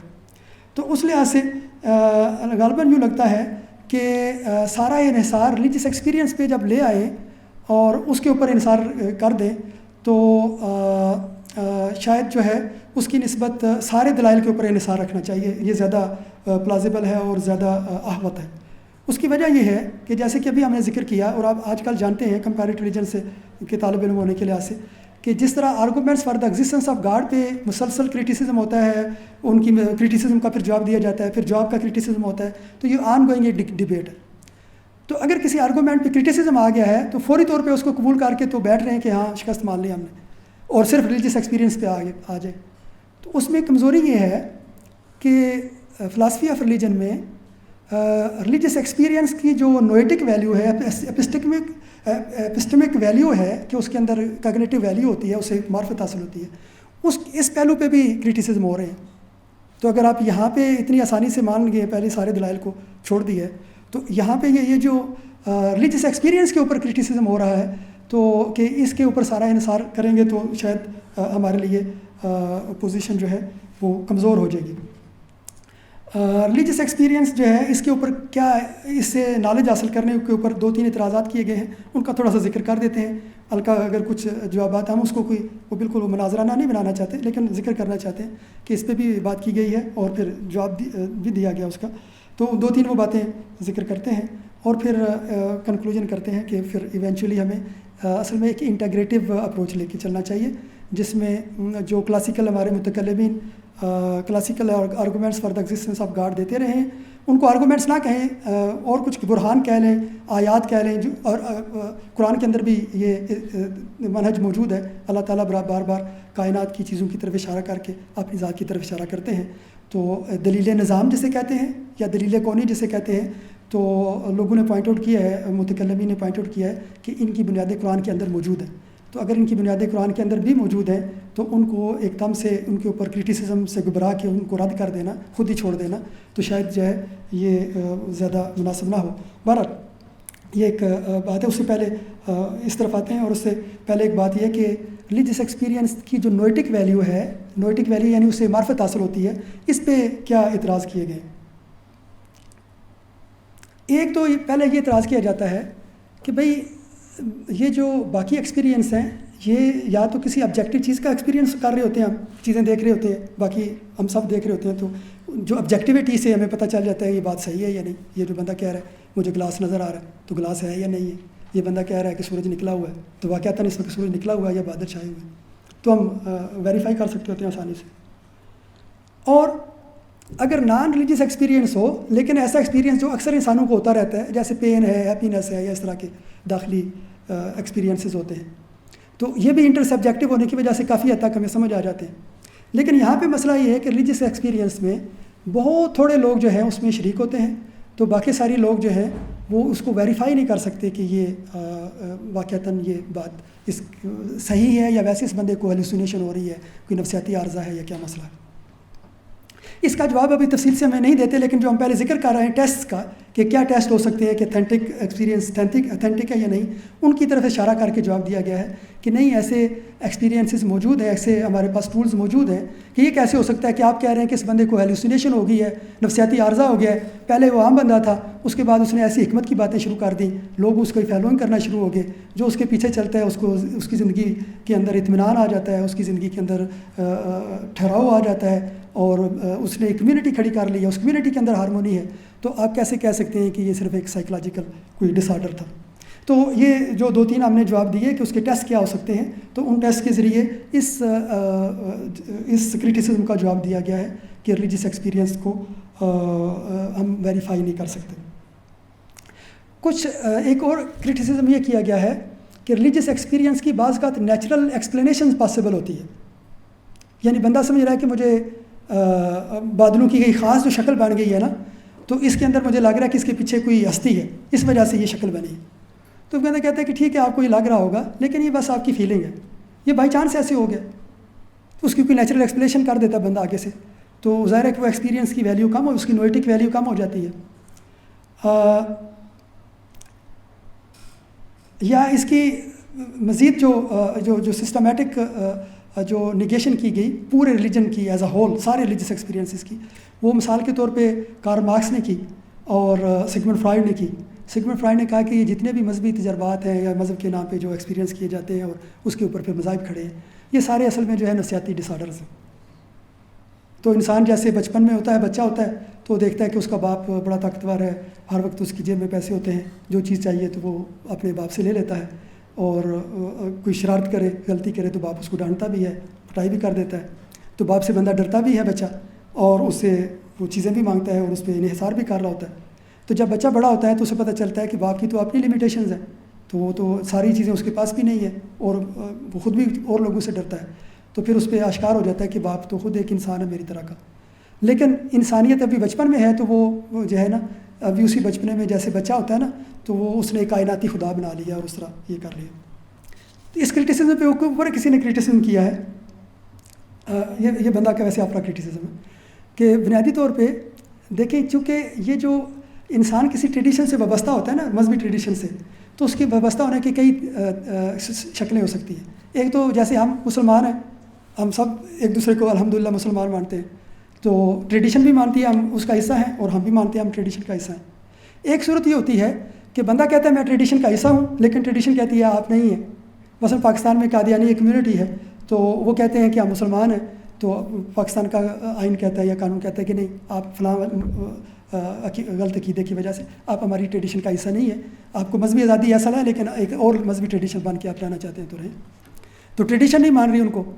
بعض صورت ہوتی ہے کہ بندہ سمجھتا ہے کہ میں ٹریڈیشن کا حصہ ہوں، لیکن ٹریڈیشن جو ہے نا وہ اس کو اس صحیح معنی میں اس کا جو ہے پیروکار نہیں ہوتا، صرف وہ کلچرلی اس کا حصہ ہوتا ہے۔ جیسے میرے ساتھ واقعہ تھا، ایک عملاً ایسے ہوا کسی باہر کے ملک میں، انڈیا سے وہ بندے تھے، وہ کمیونسٹ تھے لیکن مسلمان تھے، نام وغیرہ آپ کو بتایا نہیں، اس لیے ذکر کرنے سے کوئی مسئلہ نہیں ہے۔ تو انہوں نے مجھے کہا کہ اکرم صاحب میں خدا کو تو نہیں مانتا، تو کیا میں مسلمان ہوں؟ تو میں نے کہا یہ کیا سوال ہے، جب آپ خدا کو نہیں مانتے تو مسلمان نہیں ہیں؟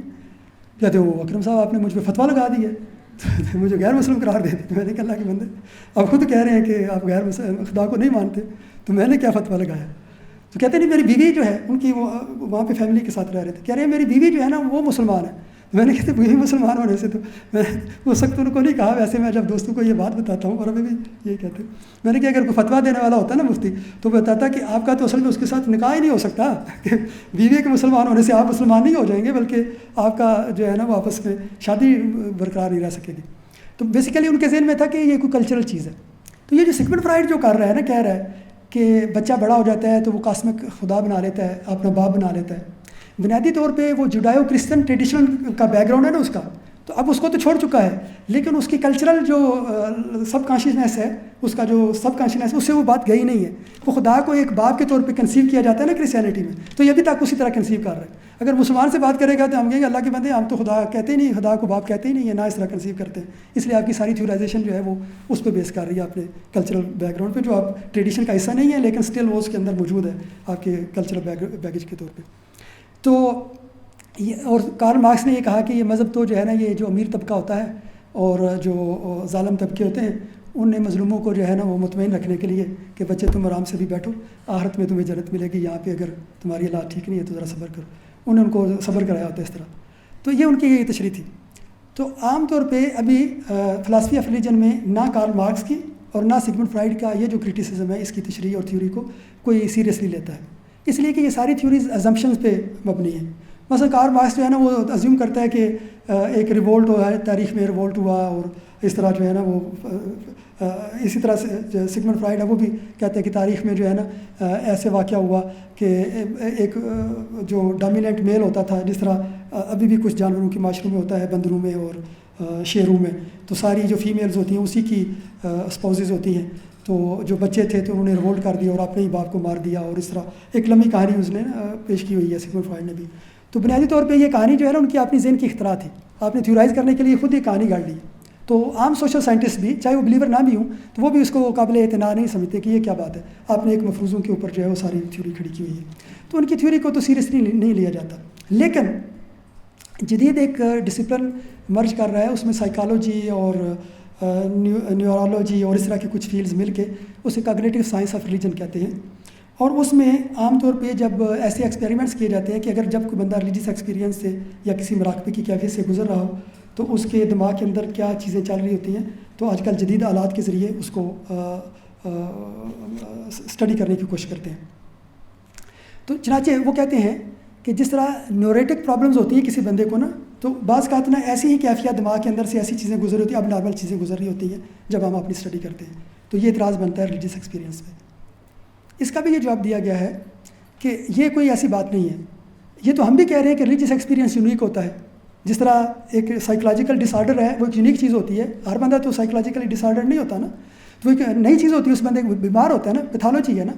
تو یہ بھی ایک لحاظ سے ڈفرینٹ چیز تو ہے. آپ نارمل تو بندہ نہیں ملے گا اگر آپ اس کے دماغ کو جو ہے نا وہ اسٹڈی کر رہے ہیں. تو اب نارمل ہونے کا معنی جو ہے نا وہ جو ہے نا وہ بیمار ہونا یا وہ نہیں ہے. یہ تو ہم کہہ رہے ہیں یونیک، آپ اب نارمل نہ کہیں، اس کو یونیک کہیں. تو یہ بھی کوئی ایسی بات نہیں ہے، اس کا بھی جواب ہو سکتا ہے. اچھا، اور اسی طرح ایک اور اس پہ جو ہے بہت بڑا اعتراض جو کیا گیا ہے، اور یہ ڈیفیکلٹ ہے، یہ سخت اعتراض ہے. اس کو ڈیل کرنا ذرا وہ والی بات ہے. اس کی کہہ لیں کہ غور و فکر سے اس کو جواب دینا پڑے گا. وہ یہ ہے کہ دنیا میں مختلف طرح کے ریلیجیس ایکسپیرینسز ہو رہے ہیں، اور ان ریلیجیس ایکسپیرینسز کے نتیجے میں لوگ مختلف طرح کے دعوے کرتے ہیں اور وہ آپس میں میچ نہیں کر رہے. تو اب یہ ریلیجیس ایکسپیرینس آپ کہہ رہے ہیں کہ سارے صحیح ہوتے ہیں، اور یہ چونکہ کافی سارے لوگوں کو ہو رہے ہیں تو یہی ان کی حقانیت کی دلیل ہے. تو جب اگر سارے ایکسپیرینسز ہو رہے ہیں اور یہ سارے اتھینٹک ہیں تو پھر تو ایک ہی طرح کی جو ہے انہوں نے ایک ہی طرح کی حقائق بیان کرنے چاہیے تھے اس کے بعد. لیکن جب یہ ایکسپیرینس کے بعد واپس آتے ہیں تو مختلف طرح کی کہانیاں بتا رہے ہیں اور الٹیمیٹ ریالٹی کے بارے میں مختلف خبریں دے رہے ہیں. تو اس کا کیا کریں؟ اس پہ ایک ڈبیٹ چل رہی ہے. دو بڑے اسکالرز ہیں، ایک ہے اسٹیون ٹی کارٹس اور دوسرے ہیں W T stays. W T stays ایک مشہور اسکالر ہیں جنہوں نے گریک فلاسفی پہ بڑی اچھی کتابیں لکھی ہوئی ہیں، اور بھی جو ہے مسٹیسزم اینڈ فلاسفی وغیرہ کتاب لکھی ہوئی ہے. اس طرح اسٹیون ٹی کارٹس ہے. یہ دو ڈفرینٹ جو ہے طرح کی انٹرپریٹیشنز لے کے چل رہے ہیں مسٹیکل ایکسپیرینس کی. ڈبلیو ٹی اسٹیس کہتے ہیں کہ جو مسٹیکل ایکسپیرینس ہے، اور جو ڈبلیو ٹی اسٹیس تو اس کو مسٹیکل ایکسپیرینس ہی کہتے ہیں، ریلیجیس ایکسپیرینس لفظ استعمال نہیں کرتے. لیکن اگر ہم فی الحال دونوں کو اکٹھا لے کے سنونیمس سمجھ کے چلیں تو یہ جو ریلیجیس یا اسپرچول ایکسپیرینس ہوتا ہے، اس کی کوئی اسینشل کگنیٹو ویلیو ہوتی ہے، اور یہ سگنیفیکنٹلی کلرڈ نہیں ہوتا مختلف ٹریڈیشنز اور مختلف جو کلچرل بیک گراؤنڈز ہوتے ہیں اس کی وجہ سے. اس کے اندر ایسی ایک یونیورسل کانٹینٹ موجود ہے، اگر ہم غور کریں تو اس کو ڈسکور کر سکتے ہیں. اس کے برعکس اسٹیون ٹی کارٹس کہتے ہیں کہ ہمارے سامنے جو ایگزامپلز ہیں وہ ظاہر کرتی ہیں کہ یہ جو مختلف اسپرچول ایکسپیرینسز یا ریلیجیس ایکسپیرینسز ہیں، بنیادی طور پہ یہ کلچرلی کلرڈ ہوتے ہیں، یہ کنٹیکسچول ہوتے ہیں. خاص طرح کا کنٹیکس، جس طرح کا کنٹیکس ہوتا ہے اسی طرح کا بندہ وہ ایکسپیرینس کرتا ہے. چنانچہ اگر کوئی بندہ کرسچن ہے تو اس کو جیزس کی ویژن ہوگی. اگر کوئی بندہ جو ہے وہ مسلمان ہے تو اس کو خواب میں نبی کریم صلی اللہ علیہ وسلم کی زیارت ہوتی ہے. اور اسی طرح اگر کوئی ہندو ہے تو اس کو اپنی کالی ماتا یا جو بھی ان کو اپنی طرح کی ہوتی ہے. تو اس لیے یہ کلچرلی کنٹیکسچول ہوتے ہیں ایکسپیرینسز. وہ ڈبلیو ٹی اسٹیس کی مخالفت کرتے ہیں. تو یہ جو مسئلہ ہے کنفلکٹنگ کلیمز والا، تو اور یہ جو اس پہ دو اسکول ہیں، تو اس سے کیسے ہم جو ہے نا ریسکیو کر سکتے ہیں ریلیجیس ایکسپیرینس کی اس کی ریالٹی کو. تو بنیادی طور پہ بات یہ ہے کہ جو یہ کہا جا سکتا ہے کہ جو ریلیجیس ایکسپیرینس اس کے اندر تو اس کے کافی سارے فیچرز جو ہم نے 5-7 اس کے کریکٹرسٹکس بیان کیے، وہ ایسے کہ وہ سارے ان میں سے کافی سارے یونیورسل ہیں. ایک دو میں آ کے فرق آتا ہے، وہ تو یونیورسل ہوتے ہیں. لیکن جو ویژنز ہوتی ہیں اور اس کے بعد جو ڈسکرپشنز ہوتی ہیں وہ کلچرلی جو ہے وہ کلرڈ ہو جاتی ہیں. اور اس میں کوئی ایسی بات نہیں ہے، کیونکہ ہم سب جانتے ہیں اور یہ بھی سارے اس کے کریکٹرسٹکس میں سے مانتے ہیں کہ وہ مکمل طور پہ کمیونیکیٹ تو ہو ہی نہیں سکتا جو مسٹیکل ایکسپیرینس ہے یا ریلیجیس ایکسپیرینس ہے. تو جب مکمل طور پہ نہیں ہو سکتا تو جب مسٹک ہوتا ہے یا ایکسپیرینس سے گزر کے آنے والا جو ہوتا ہے، جو نارمل سچویشن میں آتا ہے، تو اس وقت جس زبان میں وہ بات کرے گا، جن سمبلز کو یوز کرتے ہوئے اپنا مطمع نظر پیش کرے گا، وہ سارے کلچرلی کلرڈ ہوں گے، وہ کنٹیکسچول ہوں گے. تو اس میں کوئی فرق نہیں پڑتا. اس سے اس بات پہ اثر نہیں پڑتا کہ ایک یونیورسل کنٹینٹ ہوتا ہے، ایک الٹیمیٹ ریفرنٹ ہوتا ہے، اور مسٹیکل ایکسپیرینس ریئل ہوتا ہے. تو ان دونوں جو پوزیشنز ہیں ان کے درمیان یہ پوزیشن اڈاپٹ کی جا سکتی ہے. لیکن یہ جو کرٹیسزمز ہیں ان کو ذکر کرنے کا ایک اور باقی رہ گیا، اس کے بعد پھر کنکلوژن کی طرف آتے ہیں. ایک اور مسئلہ یہ ہے کہ ریلیجیس ایکسپیرینس تو بہت تھوڑے لوگوں کو ہوگا، تو جن لوگوں کو نہیں ہوا ان کو صرف رپورٹ پہنچی ہے، تو ان کے لیے کس حد تک یہ اتھینٹک ہوگا یا کس حد تک جو ہے ان کے لیے یہ دلیل بنے گا کہ پورے مذہبی نظام کو یا الٹیمیٹ ریالٹی کو اس لیے بلیو کر لیں کہ ایک دوسرا شخص جو ہے وہ بتا رہا ہے کہ مجھے یہ ایکسپیرینس حاصل ہوا ہے. یعنی اب ظاہر ہے یہ جو دوسرا بندہ ہے یہ تو اس ایکسپیرینس میں براہ راست شریک نہیں ہے نا. تو یہ بھی سارا جو برڈن ہے وہ ریلیجس ایکسپیرینس کے اوپر ڈال دینا, سارا انحصار اس پہ کر دینا. اس کے اوپر ایک یہ بھی اعتراض کر دیا گیا کہ اگرچہ ہم اس کو مان بھی لیں کہ ہمیں جو ہے نا ری لیو کرنا چاہیے اور انلیون کرنا چاہیے, تھیالوجیکل جو کنسٹرکشنس ہیں ان کے پرزم سے گزر کے تو واپس اس ایکسپیرینس تک پہنچنا چاہیے جو ہمارے مذہب کی بنیاد تھی, لیکن سارے تو ایسا نہیں کر سکیں گے. اگر اگین حدیث جبرائیل کی مثال لے لیں تو کچھ لوگ صرف مسلمان ہوں گے عام سے, تو اعمال میں بھی کمزور ہوں گے کچھ, اور ان کے اندر تھوڑا بہت عملی نفاق پایا جاتا ہوگا. کچھ مسلمان ہوں گے اور عملی نفاق بھی نہیں ہوگا, عمل بھی کرتے ہوں گے, لیکن وہ اس لائن پہ, احسان والی لائن پہ نہیں چلیں گے.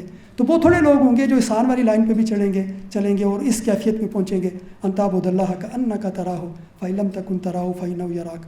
تو ایسے بہت سارے جمع غفیر جو ہیں ان کے لیے پھر آپ جب ریلیجن اسٹیبلش کریں گے تو ایک یہ رکاوٹ یہ بھی ہے. اس لیے جو نقطہ ہم نے پہلے ذکر کیا کہ ہمیں یہ ضرورت نہیں ہے کہ ہم جو دلیل کونی ہے اور جو دلیل نظام ہے جن کا قرآن کے اندر بھی ذکر ہے اس کو آسانی سے ہاتھ سے جانے دیں, اس کو ساتھ رکھیں, اور جو ریلیجس ایکسپیرینس ہے اس کو بھی ساتھ رکھیں. تو اس سے یہ سارے دلائل ایک دوسرے کو سپورٹ کرتے ہیں اور یہ کولیکٹیولی اتنا سپورٹ کرتے ہیں کہ جو بلیور ہے اس کے لیے پاسبل ہوتا ہے کہ وہ ریشنلی بھی بلیو کر سکے, اور جو ایکسپیرینس سے گزر رہا ہے اور کسی حد تک شریک ہو رہا ہے تو اس کے تو ضرورت ہی نہیں ہوتی کہ اس کو ریشنل دلیل کے اوپر انحصار کرنا پڑے. جیسے کہ حضرت مجد الثانی رحمہ اللہ نے فرمایا ہے کہ ایکسپیرینس سے اور تصوف کا فائدہ یہ ہوتا ہے, اور اس طرح اس ایکسپیرینس سے گزرنے کا فائدہ یہ ہوتا ہے کہ استشہادی علم جو لاجیکل انفرینس کے اوپر کھڑا ہوتا ہے یہ مشاہداتی علم بن جاتا ہے. جب مشاہداتی علم بن جاتا ہے تو اس کی امیڈیسی ہوتی ہے, اس میں کسی دلیل کی ضرورت نہیں ہوتی. جیسے ابھی ہم نے ذکر کیا, ہم یہاں موجود ہیں, ایک لیکچر ہو رہا ہے اور ہم اس کے بارے میں کوئی سوچ بھی نہیں رہے کہ بات صحیح ہے یا نہیں. تو جب مشاہداتی علم ہو جاتا ہے تو یقین کی کیفیت حاصل ہو جاتی ہے. تو یہ اس کا ریلیجس ایکسپیرینس کا اس سے یہ چیز حاصل ہوتی ہے. تو کچھ کو اس سے حاصل ہوگی, پھر جو ان پہ اعتماد کر رہے ہوں گے تو وہ ان کے ساتھ بن کے کمیونٹی بن جائے گی. تو اوور آل مجموعی طور پہ کمیونٹی کو ریلیجس ایکسپیرینس سے سپورٹ ملے گی. لیکن ہمیں جو کلاسیکل دلائل ہیں ان کو بھی ہاتھ سے دینے کی ضرورت نہیں ہے. آپ بے شک ان کو دلائل نہ کہیں, آیات کہہ لیں, براہین کہہ لیں, کچھ اور کہہ لیں, قرآن کے اندر ان کا ذکر ہے وہ کہہ لیں, ان کو بھی ساتھ رکھیں. اور یہ بات جو ہے یہ میں جو ہے اپنی طرف سے نئی نہیں کر رہا, یہ ایک پرینیئر فلاسفر ہیں فرتجوف شون, انہوں نے اپنی ایک کتاب میں اس کا ذکر کیا ہے کہ یہ ساری آرگومنٹس کو انفرادی طور پہ لیں تو شاید کوئی ایک آرگومنٹ لگے کہ کمزور ہے, لیکن سب کی کولیکٹیو جو ہے وہ فورس اتنی بن جاتی ہے کہ اگر کوئی بندہ بلیو کرنا چاہے تو اس کے لیے سفیشینٹ پلازیبلٹی بن جاتی ہے کہ وہ بلیو کر سکے. اور یہ تو ہم جانتے ہیں کہ بلیونگ اور نان بلیونگ کا یہ جو کھیل ہے کہ کچھ لوگ اللہ کو مانیں گے اور کچھ نہیں مانیں گے, یہ تو روز قیامت تک جاری رہے گا. کبھی ایسی آیت آسمان سے نازل نہیں ہوگی, کوئی ایسی نشانی نازل نہیں ہوگی, کوئی ایسی صورتحال نازل نہیں ہوگی کہ سارے لوگ مجبور ہو جائیں کہ اس کے بعد ایمان نہ لانے کے سوا کوئی چارہ ہی نہ رہے. نہ ایسی کوئی دلیل ہوگی جو کلامی, اور نہ ایسا کوئی ایکسپیرینس ہوگا کہ وہ سارے لوگوں کو, پوری روئے زمین کے سارے لوگوں کو جو ہے وہ مجبور کر دے گا کہ سارے مسلمان ہو جائیں. تو یہ جو نظام ہے وَنَفْسٍ وَمَا سَوَّاهَا فَأَلْهَمَهَا فُجُورَهَا وَتَقْوَاهَا قَدْ أَفْلَحَ مَنْ زَكَّاهَا وَقَدْ خَابَ مَنْ دَسَّاهَا.